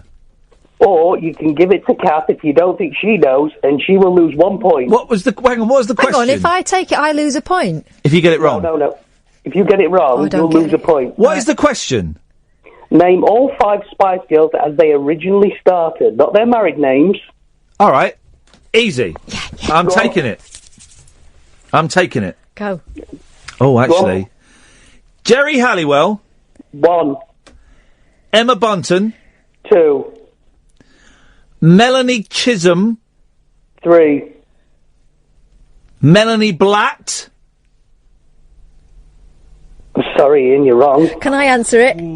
Kath, you can steal. Melanie Brown. Oh, yeah, of course. And Victoria Adams. Yeah, I would have got There that we one. go. I would've- Boom. Okay, she loses a point. Is that right? No, you've got nothing. Kath's got 1. Is this? Can I just check? Is this Bill Buckley calling in with a through the night quiz? Keep scoring and don't pretend you didn't notice my... Keep score of that. I'm on this. Right, Kath. Rude. That'll be on Digital Spy again. Kath, take that, members. Yeah. Original lineup, names. You can Oh, no, not the original The lineup. original lineup. You can play, or if you don't think Ian knows, give it to Ian. If he gets it wrong, he'll be down to -1. Get off Google. I'm on Twitter, you muppet. I'm going to pass it because there was a different bloke on. And, Well, does Rob mean the different bloke? yeah, original lineup. The 5 that rose to fame. Oh! And you've passed it. All right, go on. Mark Owen. Yes. Jason Orange. 2. Gary Barlow. 3. Robbie Williams. 4. And Howard Donald. 5. There we go. I've been stitched up there. Stitched up like a kipper, Because a kipper. You said Make it up, Kath. original Make it up. original lineup. You did say the original lineup. Sorry, I do apologise. Well, that's Oh, okay. not good enough. Okay. So, Michael Jackson albums. Yeah. Ian. Yes, sir. Off the Wall. Yes. Thriller. Bad. What's next? His big 90s album. It's the only one I got from the Slough Library tape section and copied with Dolby on, of course, black and white. Add that on a tape. No, I'm afraid you're wrong there, Ian. Kath. I'll take that, black or white. Albums. Yeah. No, we were looking for Dangerous. Oh, yeah! Oh. That is sneaky. Because what he's done there is he's gone for the actual answer. Yeah. That is sneaky. That is Tricky. very, very sneaky. I said album. But so she loses a point. Well, no, you both lose a point. You'll lose a point. I've got... How many points have I got? One. We got one each. One each. Okay. Right. Kath. Yeah. Madonna album. Yes. Like a Virgin. Yep. True Blue. True Like Blue, a Prayer. baby, I love you. The next album in the sequence released in the 90s. Erotica. Incorrect answer. Kath there. Is she right? She's right, I yeah. thought it was the Immaculate Collection. No, that was just the greatest hits, you idiot. Yeah, but it still counts as an album. Was it the Immaculate Collection came after Erotica. Are you sure? Yeah, because it had Yeah, erotic because- on it. What you was bought the DVD or video in those days? You Do you got all the videos. remember? There was that porno, the tour video. Yeah. And it was all supposed to be rude, but all it was In was bed with Madonna. Oh yeah, all it was us wasn't Rubbing it herself on her. Yeah, that was it, and playing And spin sucking the a bottle. Yes, it was it really. You see more on the Pamela Anderson video. I remember watching that round my friend Michelle Barber's house. Yeah, I know. I was watching. Secretly. Rob, so who's winning? Me. But who? Who wants a cat? 2-1. Okay, well here's another question: who's having fun? Okay, as I suspected, Rob. Okay. Soap. Whoop, whoop, whoop, whoop, whoop. The randomiser's been activated. A random caller joins the competition. Simon, you are the random caller. You are now in the competition. Hip, hip, hip. Hip, hip, hip, hip. Simon. Are you up for the challenge? I'm going to budge up for Simon. Whoop, whoop, whoop. Randomiser. He's playing solo, and he can get 5 points for this question. I'm playing solo. He's playing solo. I think we can tell why. In the 90s, Deirdre left Ken and married a man. Yes. Her surname became Rashid. Yes. What was the first name of her handsome suitor? Simon. When you say first name, do you mean First the name. first thing they called him, or the thing they changed it to when they realised it was a girl's name? Ooh. Well, both. We'll accept both. But Simon gets to answer the Taking this question. off Wikipedia. So. Simon. Samir. Samir's right. Oh! I thought it was Erdogan, but okay. So Simon. Thank you, Jan 208 on Periscope. Well, Simon has jumped in the lead. It's true, isn't it, that it was Samir and then they changed it to Shamir because apparently Samir is a girl's name. Well, listen, Catherine, you don't get bonus points I love you, Deirdre. for being a bum. I love you, Deirdre. Did he love her in the end? Or was Yeah, he did. He proper loved her. He walked up that bridge, didn't he? And that's where Quite nicely, or be deported or something. No, he got stabbed. He got stabbed. Yeah, It's okay. Whoop, whoop, whoop, whoop. Ian Lee bonus question. How, in Coronation Street, and it's the fingers on buzzers, how and where did Brian Tilsley die? Catherine. Hang on, Catherine. When I remember him being bundled into a van or against a van. Incorrect answer. Rob. He died under a car in his garage. Incorrect answer. Rob, it's over to you. Was he not run over by a tram in Blackpool? No, that was Alan Bradley. I get 5 points. He was stabbed outside a nightclub in Slough. Against a van. Stabbings happened in Coronation Street. Lot of stabbings going on there. So, Just one thing, right? Yeah. How on earth do you get run over by a tram? Because I've been to Blackpool and those things go flipping slow. You'd have to stand there for ages. he was a very old man, Alan Bradley. Rita. He was violent as well, wasn't he? He was a bad un. He was a good bad un. Simon, did we get to the point of your call, Simon? No, we haven't quite got there, and I'm not entirely sure how to follow that, to be fair. You can follow it, don't worry. We're putting the game on hold, Rob, because I know he's in no rush to get anywhere. Well, there's a few things. So I heard that you had cocaine and explosives start to you. No, you misheard. If I had taken up Andrew's offer of going to the United States, he probably would have forced cocaine and explosives up my bottom. Yeah. That's blowing my next question. Oh, I'm sorry to hear that. Moving on. What was Nick Kershaw's biggest single? Nick Kershaw's? The biggest single. The Riddle. Was it really? Yeah. Yes, it was. What was the single that Nick Kershaw wrote that was the biggest single? The Riddle. That he ever wrote? You mean the one that he wrote? The biggest single that Nick Kershaw wrote? The biggest single that he wrote. Won't let the sun go down. No. He wrote a massive hit that... Massive. Oh, no! I know what it is. 5 weeks number one. I am the one and only. Nobody can. Something. Thank you, right, Simon. Can't take that away from me. Thank you, Simon. Rob, we'll continue this literal air filler after this. Okay, so, Rob. Yes. You've called in, we're playing a quiz. And I'm winning. Why the hell not? Well, you're not. Simon was winning. No. Yeah. Simon's got 5, Kev's got 2, Ian's got 1. There we go. Well, Simon's not here anymore, so let's forget about him. Okay. I'm winning. So, we're still on soaps. Yes. So, Martine McCutcheon, the singer-songwriter extraordinaire, played Tiffany. Yeah.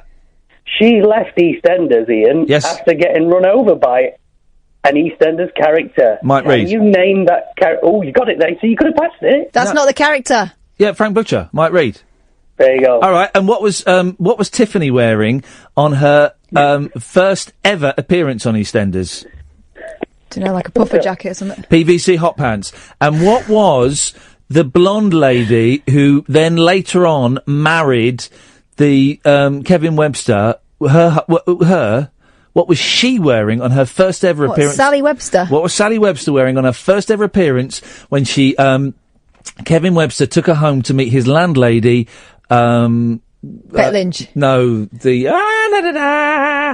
Hilda Ogden. Hilda Ogden. Hilda Ogden. What was she wearing for 10 I don't know. bonus points? A tabard. No, she was wearing PVC miniskirt. Have you been on some sort of specialist website? I remember it was a striking image. It was a striking image to a young man. Yeah, it's Sally Webster, who I still to this day think is the most beautiful woman that's ever appeared in any British television soap. Was wearing a PVC Come on. miniskirt. What? Go on. What about Pat Phoenix? She was just slutty, and I mean that with respect. You just talked about PVC. Well, the I thought that was your alley. No. Well, Sally Webster, I honestly think is absolutely stunning. Have I never told you that? No. I used to work with a lovely gay woman at another radio station, and we both agreed that Sally Webster was the one. Yeah, because she was mumsy, but mucky. She had passed, and she looked like she had a real twinkle in her eye. Right. So Sally Webster's the one for me, Fatty. Right. Thanks for sharing. Am I winning now, Rob? Yeah. In many ways. Thank you. Okay, Kath. Yeah. Music. I'll play it. No, you won't. Rhythm is a Dancer got to number one in which 90s year? Oh, right. Which 90s year was stupid I reckon question. that would be about 1992. Kath, you're right. Boom! It's the year my dad took me to see Genesis. I was 12 years old. Yeah. And I was 11. Yeah. No, that's not Okay. true. That's not true. How old was I in 1992? I don't know, mate. I don't Hang really on. like you. Hang on. I'm just trying to work it out. 1992. Should we carry on with the quiz and you can do that in your own time? 15. You were not 12. You were older than that. Yeah. Vernon Kay don't have this on Family Fortunes. No, you don't do maths. No. He's not allowed to take his phone on set either, but that's another thing. Isn't it? Okay, one for both of you. It's a distraction for him. Isn't it? You were Vernon Kay. Vernon Kay. Candy Crush. Candy Crush. Yeah, exactly. He's crushing something. When I was at LBC, Vernon Kay used to phone in as Mark in the Park. Oh. It was good. Do you remember Mark in the Park, Rob? No. Okay. Anyway. Go on. So FHM launched Sexiest Woman of the Year in 95. Yes. Can you name any of the ladies who were deemed top skirt from 95 to 99? Kath and Ian, you can both have one go. Jennifer Aniston. Okay. Can I go? Is that? Oh, hang on. Is that right? I can't tell you. Can I go? Yeah, Can I go? Yes. Gail Porter. Oh, sorry, you're both wrong there in terms of top skirt. All right, hang on a second. Is that a category, or were you going just being... so you get one? No, I've got one. Abby Titmus. She did not win in the 90s. Sexiest woman. All right, hang on. Oh, I know. Anna Friel. No. Nope. No. Oh, all right, Maria Whittaker. No. No. Hang on, let me have a go. Denise Van Outen. No. Okay, I've got one. Coxie, Sarah Cox. No, she did not win. Okay. Talk about the winners. Right, the winner. Oh. Pamela Anderson. Pamela Anderson. No. All right, hang on a minute. Let me have a go at this. Go on. Oh, I know. No, shush. Shh. Sarah Kaywood. No. Louise Nerding. Oh. No. Are they English or American? No, it's not. It's my go. Go on, quick, because I've got one coming out. Give you both a clue. So 4 of them are from the States, and 1 of them is from Europe. All right, okay. An American one is that woman that was on MTV, and you know exactly who I mean. Jenny. Jenny. Jenny McDougal. Jenny. They went out with Jim Carrey for ages. Yeah, Jenny McCarthy. Ian, you're right. 1998, Jenny McCarthy. All that research you did has paid off. It really has. I really did. Yes, okay. Kath, you can have one more go. Can I? Well. Yeah. Europe. Oh, well, like Penelope Cruz or something. No, not in the 90s. Yeah. Go on, Rob. I've not done as much research as you. Claudia Schiffer, 95. Gillian Anderson, 96. Terry Hatcher, 97. McCarthy, 98. And Michelle Gellar, 99. Terry Hatcher, what now? You mean Sarah Michelle Gellar? Sarah Michelle Gellar, yeah. Whoop, whoop, whoop. Oh, the randomiser's been activated. A random caller jumps into the game. And it's Craig. Hi, Craig. Hip, hip, hip, Craig. You're the randomizer has selected you. Gosh, I'm looking at Terry Hatcher now. Don't people get old? Craig, you're in, you get to first dibs on this next question. Rob, let's open it up for Craig. Craig? Two Unlimited were a massive band in the 90s. Can you name either member of Two Unlimited? And I'll take Christian names only. Oh my God. I'm going to have to pass that one. I haven't got a clue. No. Flipping it, Craig! Who are you passing it to? Do you know? Craig, are you on speakerphone? Oh, yeah, hang on. Oh, jeez. Come Who are you passing it closer, to, come Craig? closer. Sorry, there you go. Craig, you're going to pass it to Kath, is that right? Oh, I'm going to have to, yeah. Okay, he's passing it to you, Kath. Oh, Nina or something. Nina. Is it Nina or something, Rob? It's not Nina, no. No? Well, it's not my question. No, there's no Nina. It was Anita or Ray. Anita. Oh, it's nearly Nina. Anita. I should get half a point. Her name was Anita or Ray. Nina from Argentina. You know that song? I I only know it because you do this every time someone mentions Nina. Ow. Yes, Craig, you have won the right to make your point. Craig? Yeah, it was a little bit more. I'm not actually listening. This is the first time I've called you. I've been listening to you for years. And I feel like I just jumped into a quiz, and I don't really know what. Well, in a very real sense, you have. The randomizer has selected you. Yeah, I know, but I haven't been listening. This is just the first time I've run. Just talk to us about what you're going to talk to us about then. We'll take a little break. Oh, right. Yeah. Oh, right. Go on. I've been listening for ages, and Ian's always going on about, He does, doesn't he? Shh. He's gone, he's bottled it. Phone him back up. He bottled it. He bottled it. You scared him away. He's pressed it with his chin. And you scared him away, guys. Let me deal with him, because he wants to get into the heavy shiz, man. He wants the heavy shiz. I can do the heavy shiz. Or maybe his battery's died. Rob, I'm going to let you do one more question, and this is the decider. Whoever gets this is the best in the world. Mm-hmm. Okay. Presenters of the Word, Terry Christian is probably the most famous. No, he's not. But I'll tell you who how the most many? famous is. Oh, how many can we name? Yeah. Right, hang on a minute. Hang on. We'll put your bid in then. 3. All right, 4. Go on. Well, do you want to go up? Can you do 5? Shut up. No, I'm going to do... No, I'm going to stick with... 3. No, yes. Oh, can I include Terry Christian? No. No. Of course not, you muppet. Okay. Do 5 if you're Billy Big Britches. Never said I was Billy Big Can you do it or not? I'm going to do 3. Well, you're not, because I'm going to do 4. Can I just... Well, no, because if you want to have a go, then you've got to say you can do 5. Oh, I'll do 5. Well, but then you can't, because you only do 3. No, I'm 5. Right. Here we go. Go on. 5, here we go. Mark Lamar. Oh. 1. That lady with the smoky eyes. We'll come to her in a minute. Hufty. 2. Oh! Hufty. He was a Geordie character, wasn't he? That was a woman. Oh, yeah. Yeah.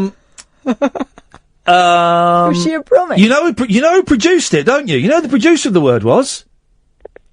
Do you know... Tony from Bullseye. No, Paul Ross was the producer. Paul Ross produced The Word. Wow, that explains an awful Doesn't it lot. just? I wonder if they got texts on their show. I'll tell you off air, Rob. Danny, what was her name? Because,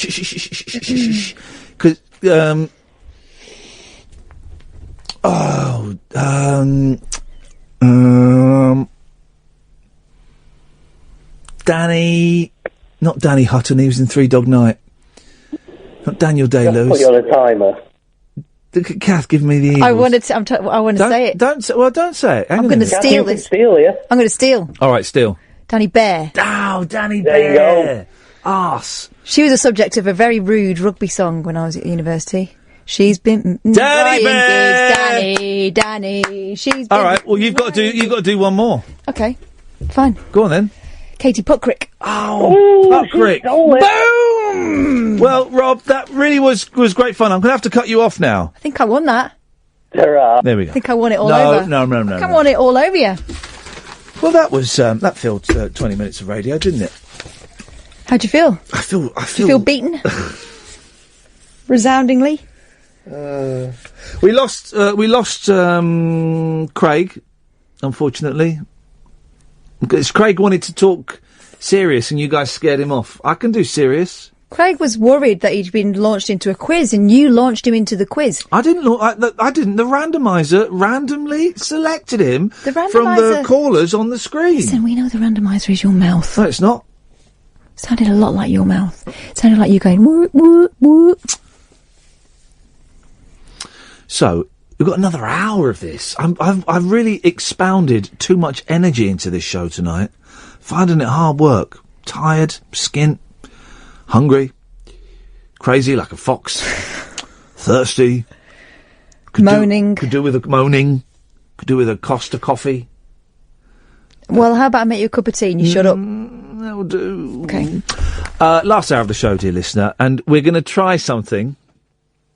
Call straight to air for the last hour. We're going to try and see what is happeneth, okay? We're going to see.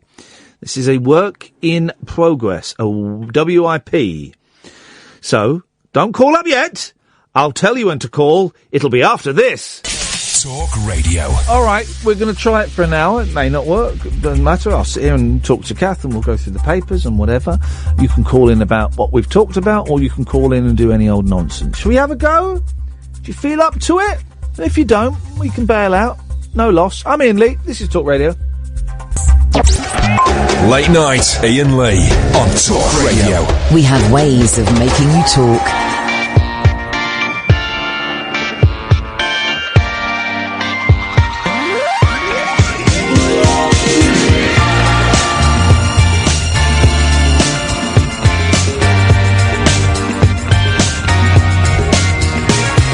Saturday,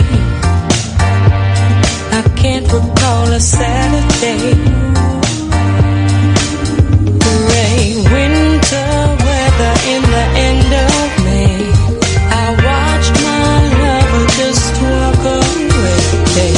Saturday, I can't recall a Saturday. Are we supposed to take all of and just throw it away? Or can we make up, baby? You know what I mean. 'Cause it's not a good day for a breakup. Let's get together and make up. Agree to disagree. Make a list of everything you dislike about me. Put it on a piece of paper and throw it away. It's not a good day for a breakup. Sunday blues. Yeah, I still haven't got a clue. And I can't seem to get in touch with the truth. And I can't seem to get a hold of you. Now Sunday's through. Kicking myself. And I haven't got a good excuse. Kicking myself. But now I recognize the wrong in the things I do. I must apologize sincerely.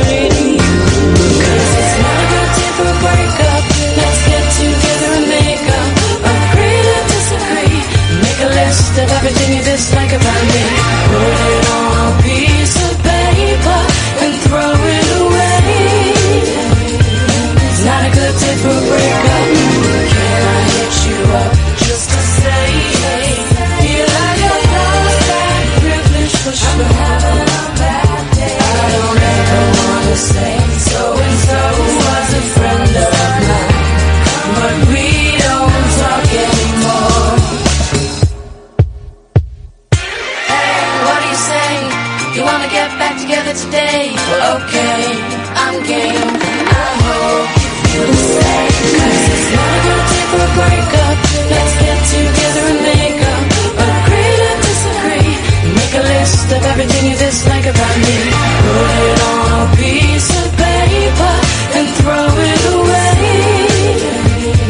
It's not a good day for a breakup.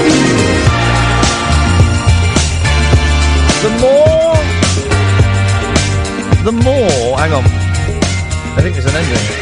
There's a fade.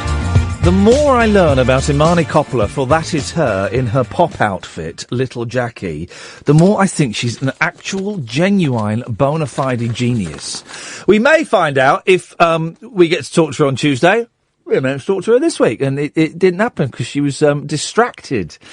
So we'll see. Honestly,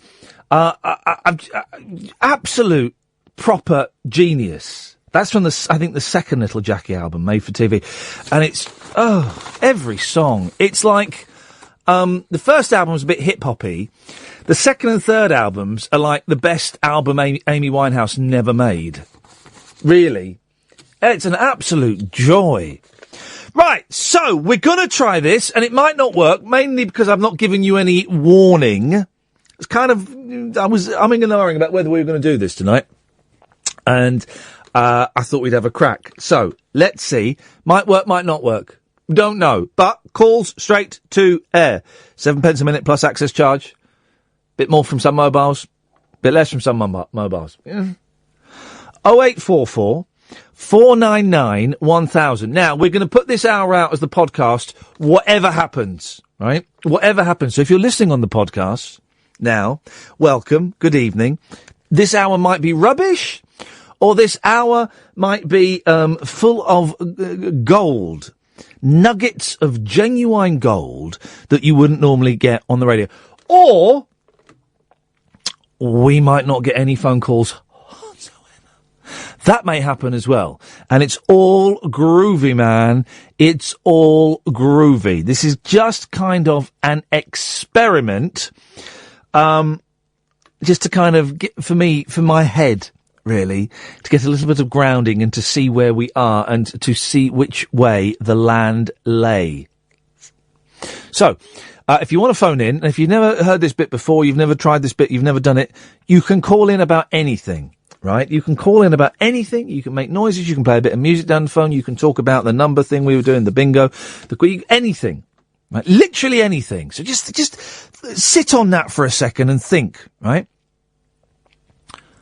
You could call in a national radio station now and say anything you want. Don't swear. Don't be libelous. Those are the only rules. The rest of it is over to you. Shall we have a go? Yes. 0844 499 1000. We don't call you back. Line 1, you're on the wireless. It's Ian Lee's 10 years ago. Okay, if you missed the show today, it was all right. Plagued slightly by headache and confusion. It was getting quite good towards the end there with the John Gaunt stuff. Anyway, it sounded like this. Got a headache, I'm a bit grumpy, and I'm very lethargic and very tired. Wow, this is 10 years ago. Because someone phoned me up when I was asleep yesterday. Hang on, somebody's calling Hunter again, because Marie wants to speak to him. I can't believe it. No, not tonight. I really like your accent. So I was just wondering, if you were looking for a wife, are you married? Not yet, but about to be. I'm kind of described as a big ginger cherry. What's your Hunter, that American. Was that 30 seconds? Thank you, and good night. Thank you very much indeed. I like that call. I don't know who it is, but they call up and they play bits of what I was doing 10 years ago, and doing exactly what I'm doing now, grumpy and tired with a headache. You heard 0844 499 1000. Thank you for that. I always enjoy those. I don't enjoy, that's a strong word. You heard an American voice in there, and if I remember correctly, that was a guy called Hunter, who I think he found the show by random. Some of you will know my history better than I know my history. 0844 499 1000. And I think he discovered the show It wasn't on MySpace was the thing then. We didn't have Facebook then. It was MySpace. Did he discover it through MySpace? Or he just discovered it by random? And he would just start phoning the show. And I thought he was a wind-up.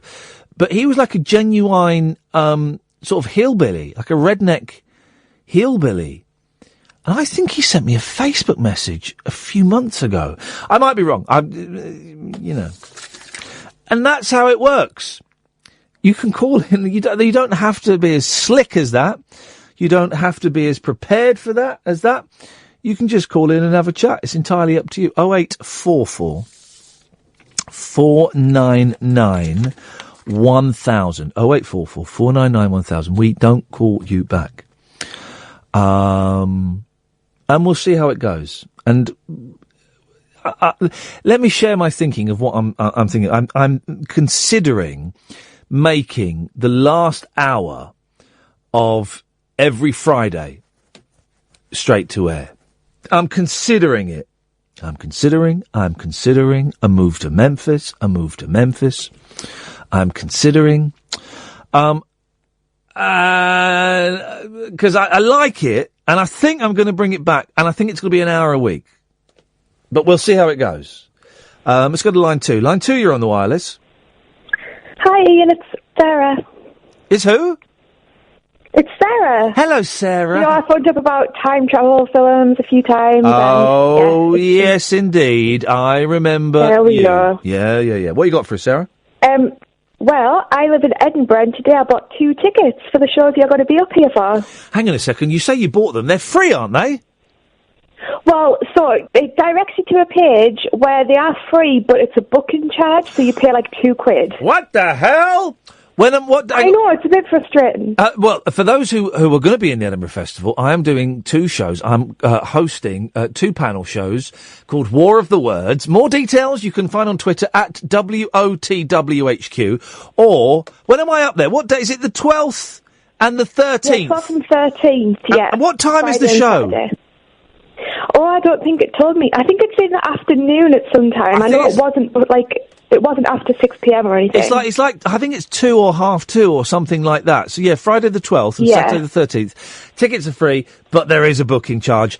We'll have some guests from people who are like in the fringe and stuff, and it will be a right old laugh. And as I always say at these things, if you want to hang around and have like pictures taken and stuff like that, you'll be more than welcome. We're also, final plug, doing 2 shows this Sunday at the Backyard Comedy Club in that East London. I think the first show's at 3 and the second show will be about 4:15. Free tickets. Everybody's welcome! Yay! Yeah, the reason I'm really excited is because sometimes I think we can feel a little bit excluded from it all, with it all going on in London usually, so it's really nice that it's happening in Edinburgh this time. Well, I know what you mean, and we do our best. I think we do bloody well, actually, on this show, to not make it London-centric. But, by the very fact that me and Kath live near London, then a lot of the, if we do shows, they're probably going to be in London. And that's simply because of finances and because we're lazy. But saying that, hey, maybe you can help me, Sarah, right? Yeah. We're going to be doing this show up in Edinburgh. Me and Kath are doing this show up in Edinburgh on the Friday the 12th, right? But to do it, we've got this machine called Comrex, right? And well, basically, Ed will be here. Sorry, Ed. And we'll be having this Comrex machine, but we've got to plug it into the internet. We can't use Wi-Fi. We've got to plug it into the internet. Do you know somewhere in Edinburgh we can plug a Comrex into the internet? Not off the top of my head, but I will do some research this weekend and get back to you next week. Do you know what I was hoping you were going to say? Oh, what? Yeah, Iain, my house! Oh, no, my house! And weirdly, I've just got, that super fiber thing installed today. Well, I've just got super fast broadband installed today. If you wanted to invite us to do the show in your house, we'd do it. I have a really nice house as well. You're in Edinburgh? Yes. Right, Kath, you up for this? We're going to do the show in Sarah's house. Yes. Are you up for that, Sarah? I would love it. I'm live with a flatmate. It's not a very busy house. You're not in a quiet area. You're not the person that keeps sending me letters written on mauve paper, are you? I can promise you I'm not. Okay, that's something. Okay. We would bring, we'd bring, like, snacks and beer with us. That'd be so cool. That'd be awesome. We'd love it. Sarah, I'm going to hand you over to Catherine. Catherine's going to take your details. We need to check a couple of technical things to make sure it works. But I am well up for doing the show in Sarah's house. Catherine, is that a good idea? That'd be brilliant, wouldn't it? There we go. There we go. You see, straight to air has worked wonders. And tell her she can back out of it if she was just saying yes because she was on the radio. Let's take another one. Line 3, you're on the wireless. I can promise you I'm not. Line 3, you're on the radio. Turn your radio off. Well, you're going to talk to me here. Turn your radio off.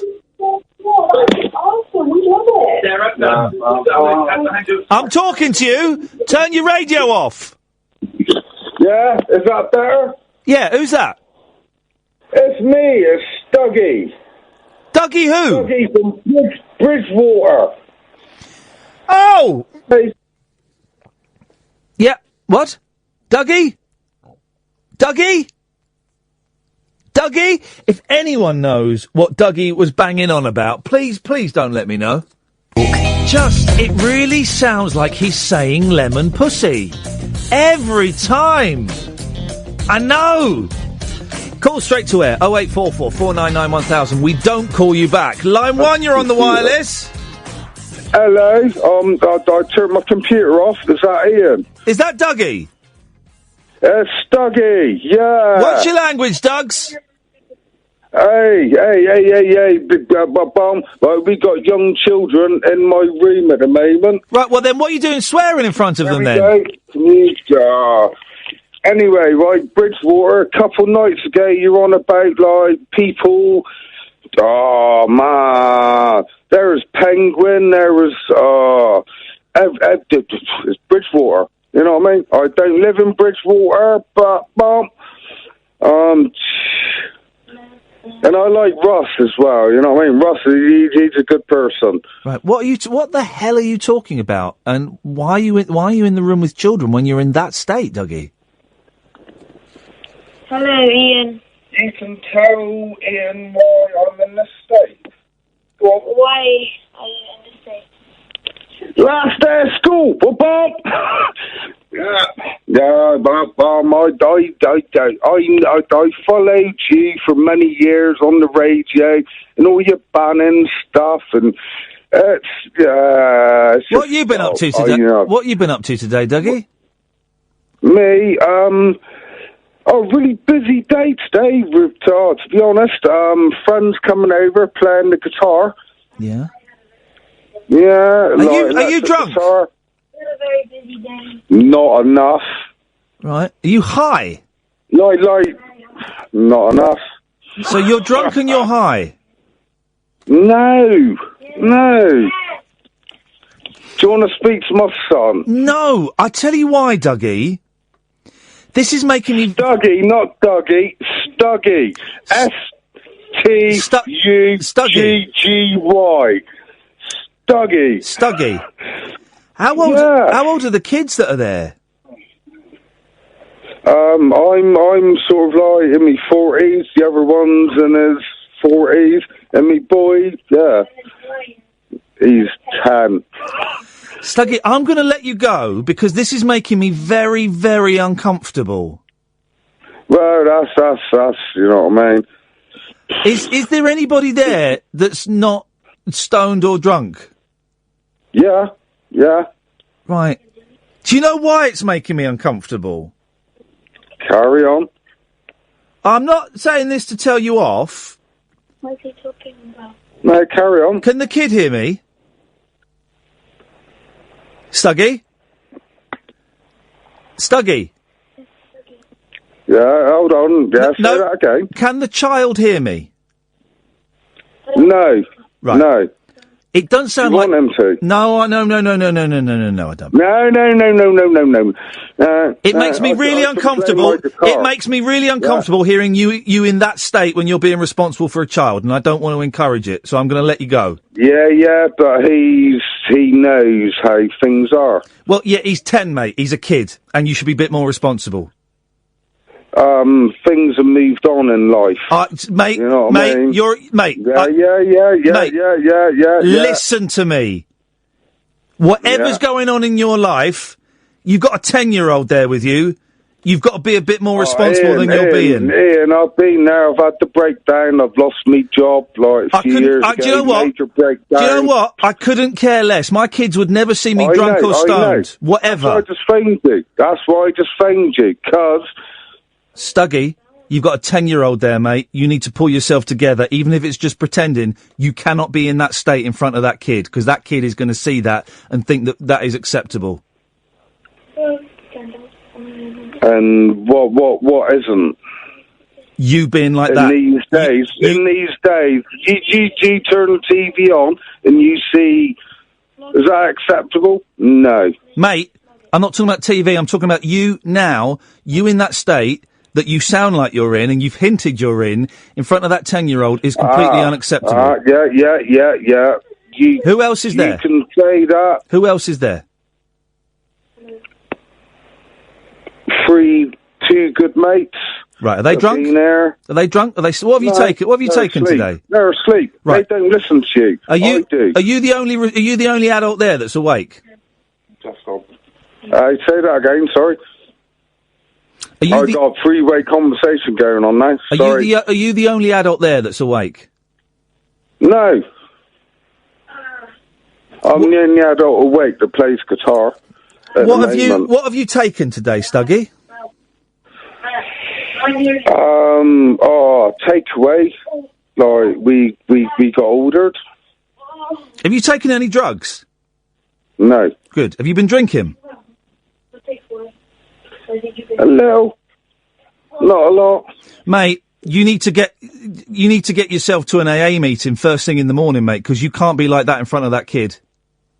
I've been there and done that. Good. Do it again. You cannot be. You cannot. I went through the little brown tablets. Right. I don't care about the tablets. You need to get to a meeting tomorrow because you cannot carry on that behaviour in front of that kid. Because that kid is going to copy you. That kid is going to copy you. You are an adult and you are responsible, right? That kid learns what they're seeing. Yeah. Big respects for all of that, Ian, you know what I mean? Mate, you're breaking my heart. I'm going to let you go because you're breaking my heart, and I wish that child every success, and I hope they don't end up like you. He will do, Ian. He will do. He's 10 years old. It's 12:30, and his old man's pissed. What example is that? I'm not pissed. Oh, come on, man.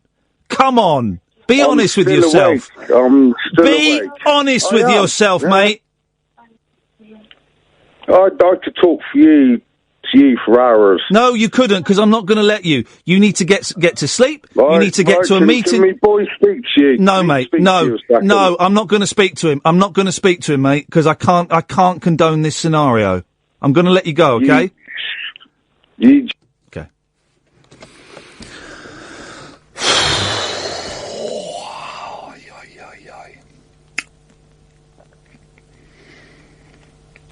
That sucks, man. That sucks. That's horrible. Well,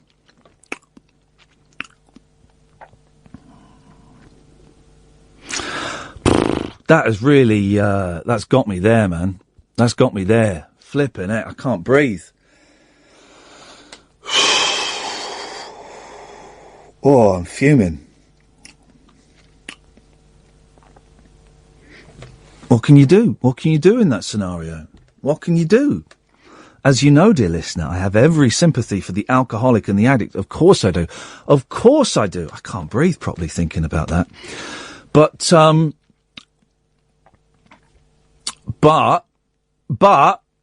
there's a kid there, man.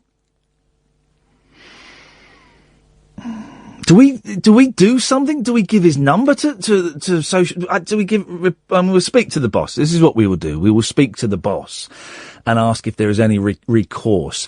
I have no qualms about giving a number to social services if I think there's an issue, but we will have to speak to our boss.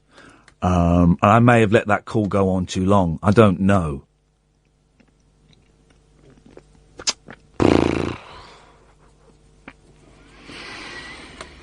Oh, dear.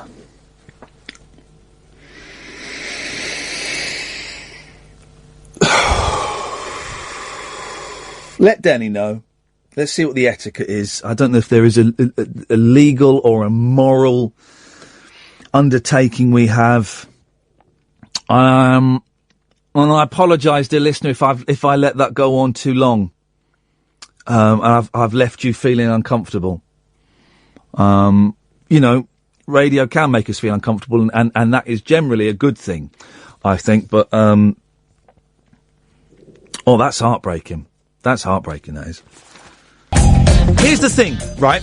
I've got every sympathy for... If anyone's listened to my shows throughout the years, I have every sympathy, genuine sympathy for alcoholics and drug addicts and sex addicts and food addicts and gambling addicts, because it's a disease, right? It's a disease. In the same way that cancer is a disease. And people go, well, yeah, but you don't choose to get cancer. You don't choose to become an addict, right? Some people can have a cheeky little joint, or they can have a couple of glasses of beer, or they can even do a couple of lines of cocaine, right? But there are some people that one is too many and 1,000 is never enough. If they have a line of cocaine, they then, cannot stop taking cocaine. If they have a joint, they cannot stop smoking weed. If they have a beer, they cannot stop drinking, right? And it is a disease. It's an actual disease. The World Health Organization recognises a disease. I know people that have died through it either directly or they have killed themselves because they couldn't handle it, right? Groovy. Every sympathy, every sympathy. If we remember the gentleman who called in last week from France who was struggling, every sympathy. But, in a scenario like that, and I don't want to dwell on the specifics because we're making up a lot of things, okay? Who knows? We're making up a lot of things. When there is a kid involved, if there's another adult involved, if it's a marriage or a relationship, the other person, the sober person that chooses to stay, that's their choice. They are choosing to stay. The second, third, fourth time the person comes home and they've spent all their wages on booze or drugs, they could boot them out. But that person has chosen to stay. When there's a kid, there is no choice. The child has no choice. And they are stuck in that situation. And, if you are an addict or an alcoholic, and again, I know people who have been addicts and alcoholics around their kids, and they've turned their lives around and hopefully stopped the cycle, right? But you're not responsible for your disease, but you're responsible for your recovery, and it is unacceptable to be in that state around your kids, I'm afraid. And I know people that have done it, and you've got to take yourself out of that situation. Man. Right. 084.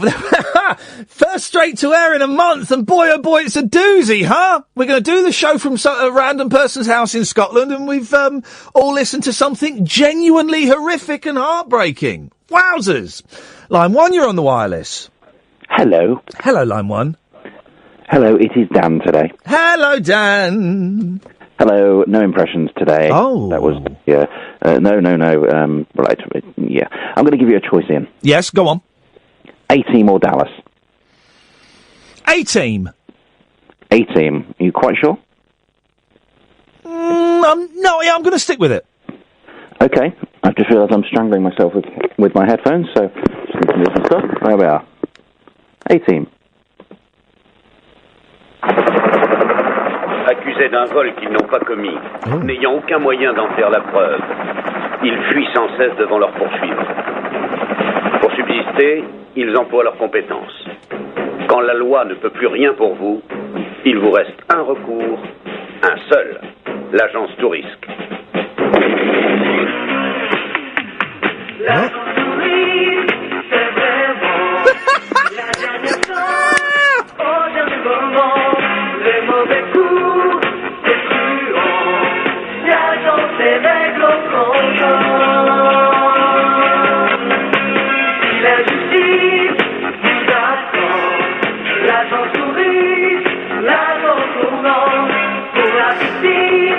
Aux abois, tout à coup elle surgira.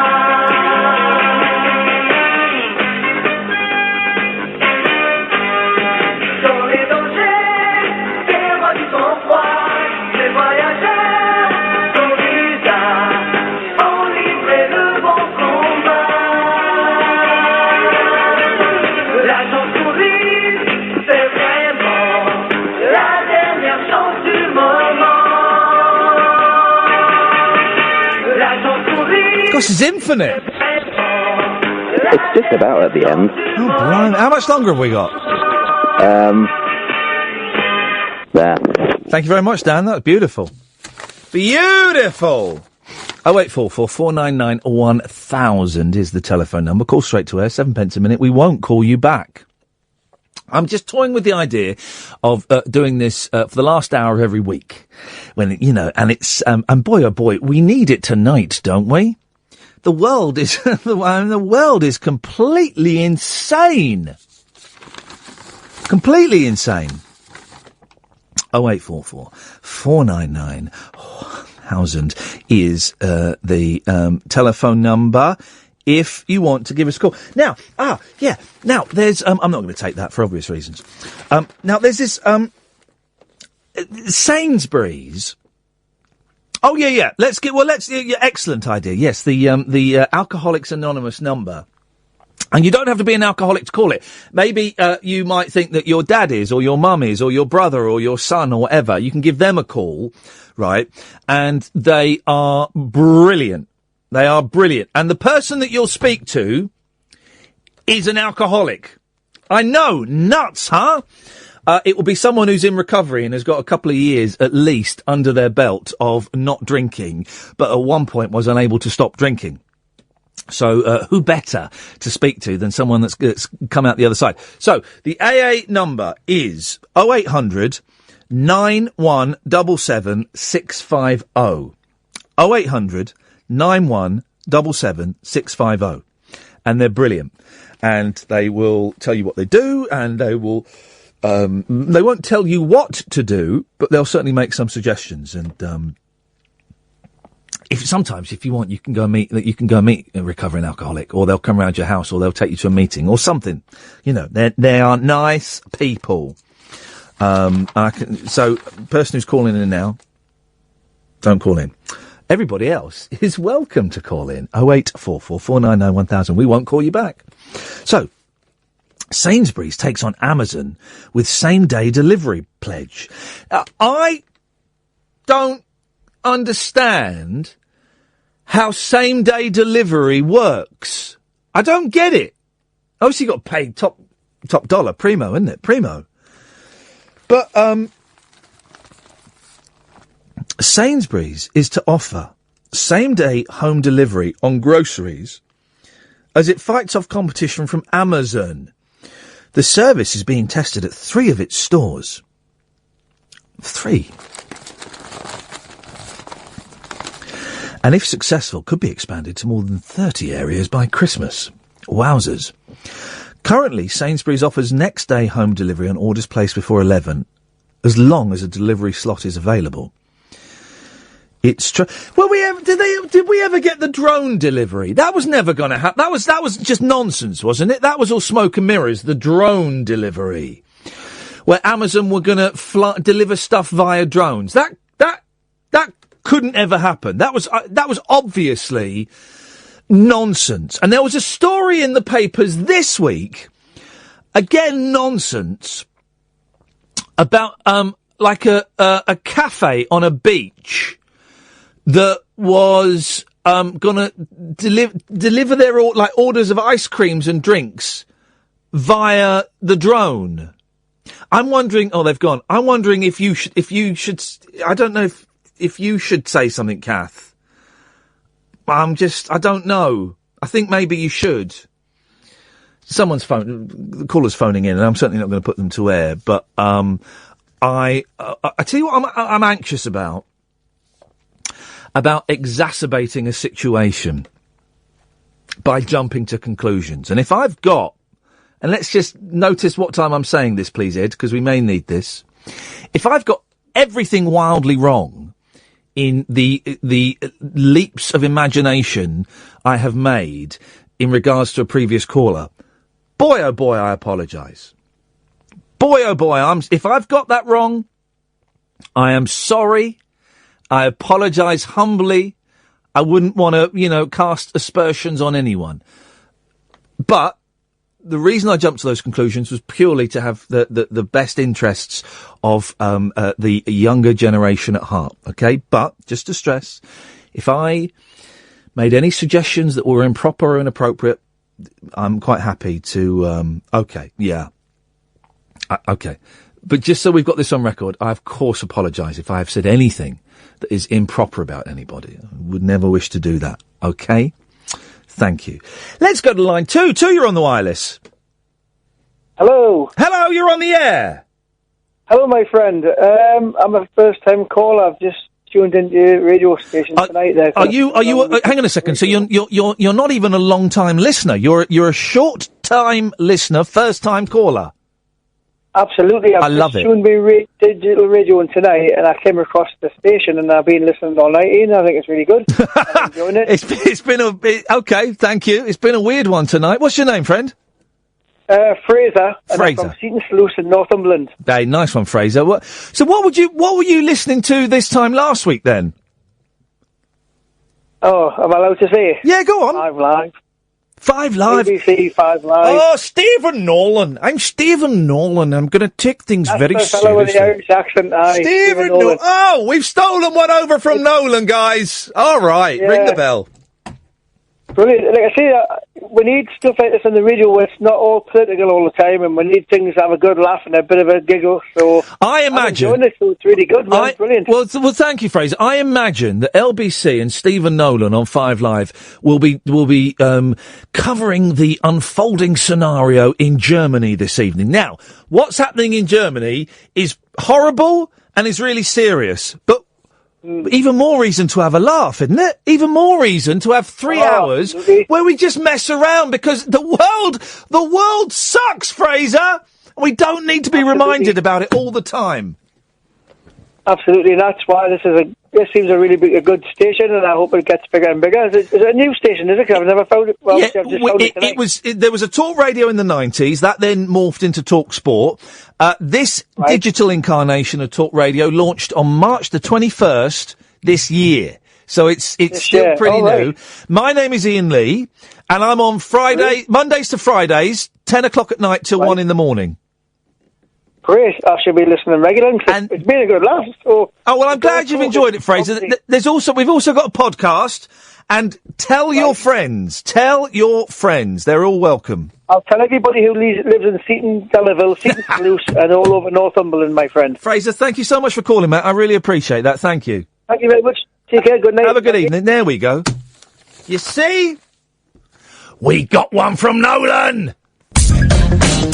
After about a month away, we're bringing back Call to Air, straight to air, and I think the last hour of every week, kind of works. I will discuss it with my production team. 0844 499 1000. We won't call you back. Line 1, you're on the wireless. Oh, hello, Ian. All right. Hello. Hello. Sorry, I was calling about Film Ring. Oh yeah. And what is it this week? I've missed it out. I've been very busy. We haven't got one.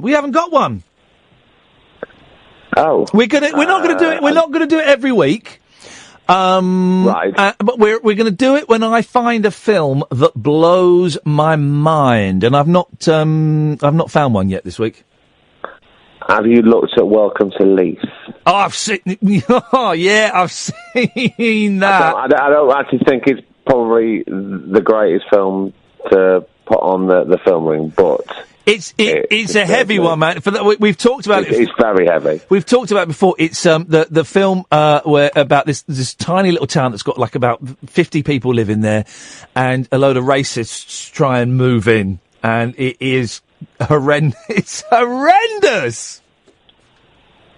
Awful. It's heavy, isn't it? All right, that's all. All right. Yeah, very heavy. But all right, take it easy. Cheers. Bye. Thank you very much. Ta-ta.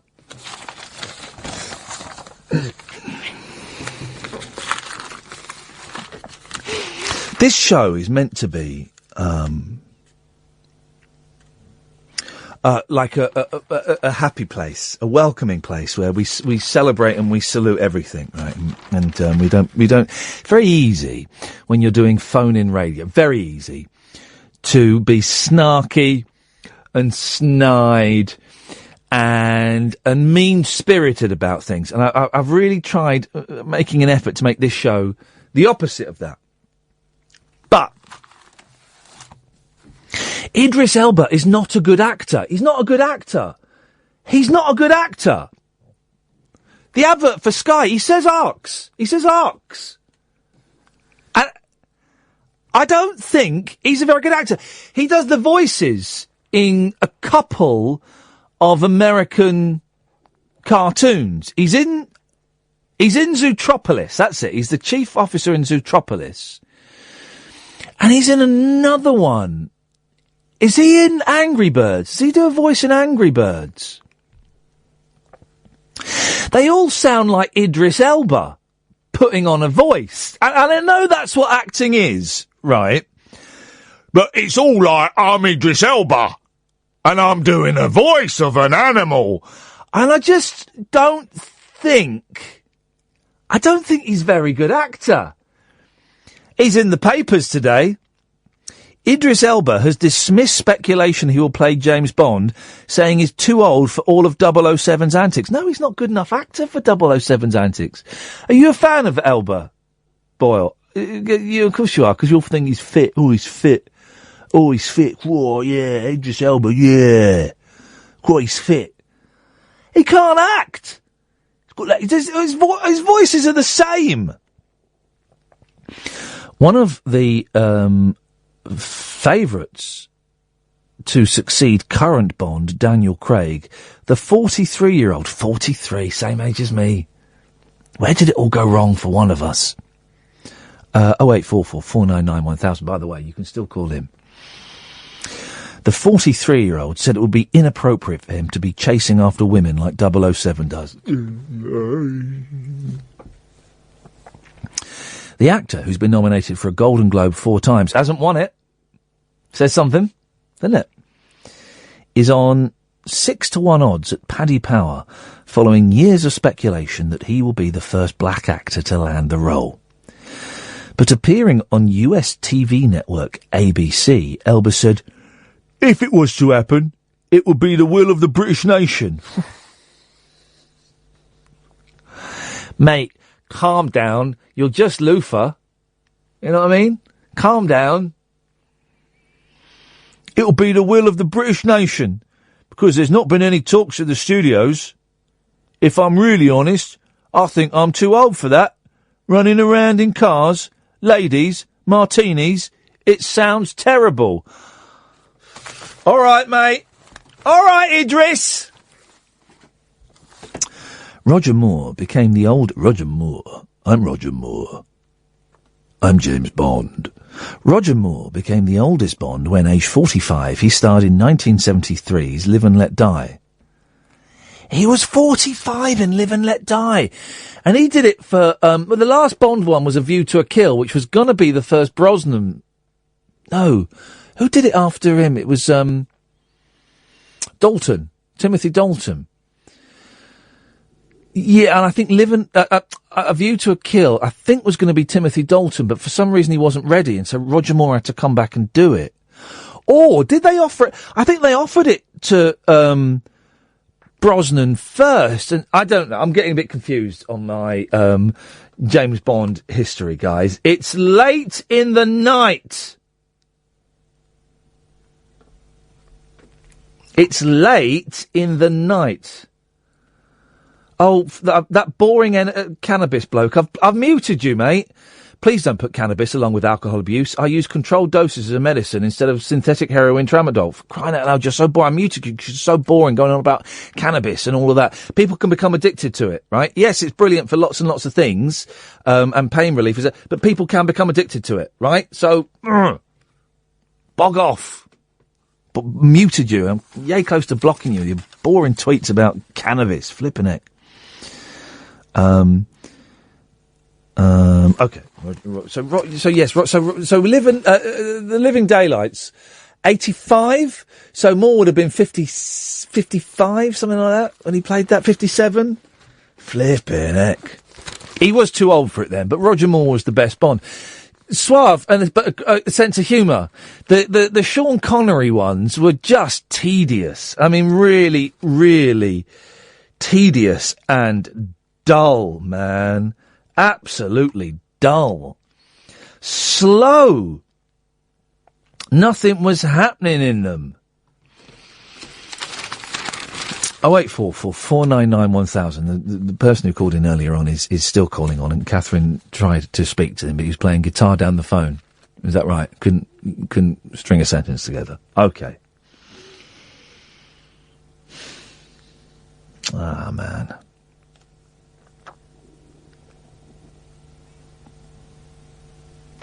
Ah, man. Right. Let's have a look. Here's a story. Oh, God.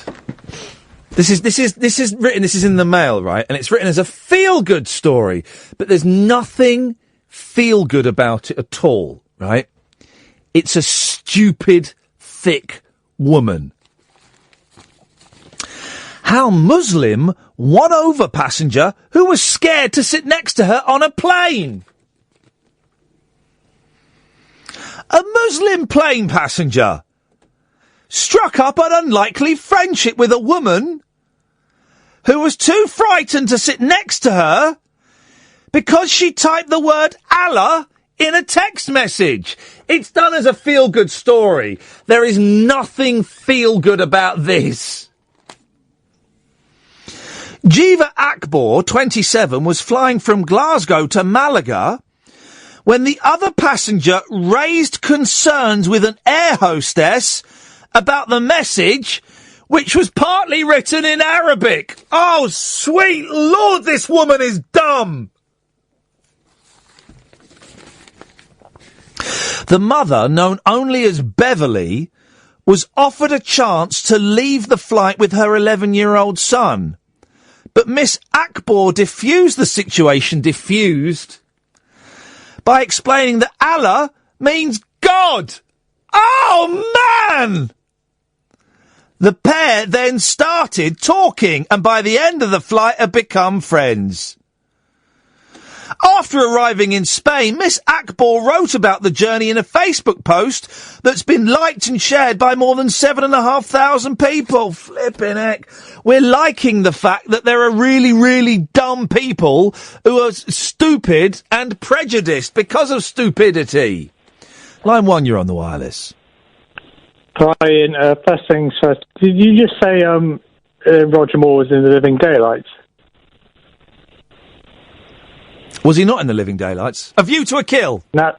That's what I meant. No, he was in A View to Kill, yes, that's correct. That's that what was I his meant. last one when he was 56 years old. If I said A Living Daylights, I apologise, I meant A View to a Kill. And was it Dalton who was supposed to be doing A View to a Kill? Well, yes, Timothy Dalton, I think he was, considered to be Bond earlier, and then he did The Living Daylights and the, what's it called, License to Kill, He was. this is pretty boring, isn't it? Sorry, No, don't matter. He was a boring Bond, wasn't he, Dalton? Marianne Darbo was a great Bond girl, but when she goes down that snowdrift in a cello, but he was a dull Bond. A broken cello. A broken cello. Scott Balcony. Yeah, Scott Balcony, my mate, who found a whole skip full of broken cellos, or as I like to call them, broken dreams. Indeed. I didn't really have much to say after this. I was just wondering, I don't know, I don't want to talk about the Brexit anymore because it's been done to death. But has it been making everyone else but me feel down a bit lately? You feeling bad about Brexit? In what way bad? I don't know. It's a bit ashamed. I've never been patriotic or proud to be British, but I always feel a bit ashamed lately. And shame's the worst thing almost in a way, you know? I sort of know what you mean. I think there has been, and we've only got a minute left, unfortunately, but there has been, it was like when Princess Diana died, right? Yes. A significant portion of the country went into trauma, like proper post-traumatic stress. And I think a similar thing has happened to a lot of people after the Brexit vote, that a lot of people are suffering a trauma. Yes, I agree, yes. And it's a huge thing. And I understand why you would feel embarrassed or possibly ashamed of the country. I don't get the patriotic thing. I never understood patriotism. So we're being proud because of where our parents conceived us and gave birth to us. Well, yeah. It's just, where they did it, yeah. I mean, nothing to do with us, is it? It's just luck. It's just luck that we're born on this bit of luck. And we are lucky compared to a lot of other countries, but... Absolutely, yep. It's luck. Listen, I've got to go. I'm going to try and squeeze in one last call. Line 2, you are the last caller on this show of the week. Oh, what a privilege, Ian. Ian, can I play you out with a symphonic version of All My Love by Led Zeppelin? You got 20 seconds, 30 seconds, away you go. Yep. Beautiful end to the show. This is it. Get the podcast. See you on Sunday. Back on Monday at 10. Bye-bye.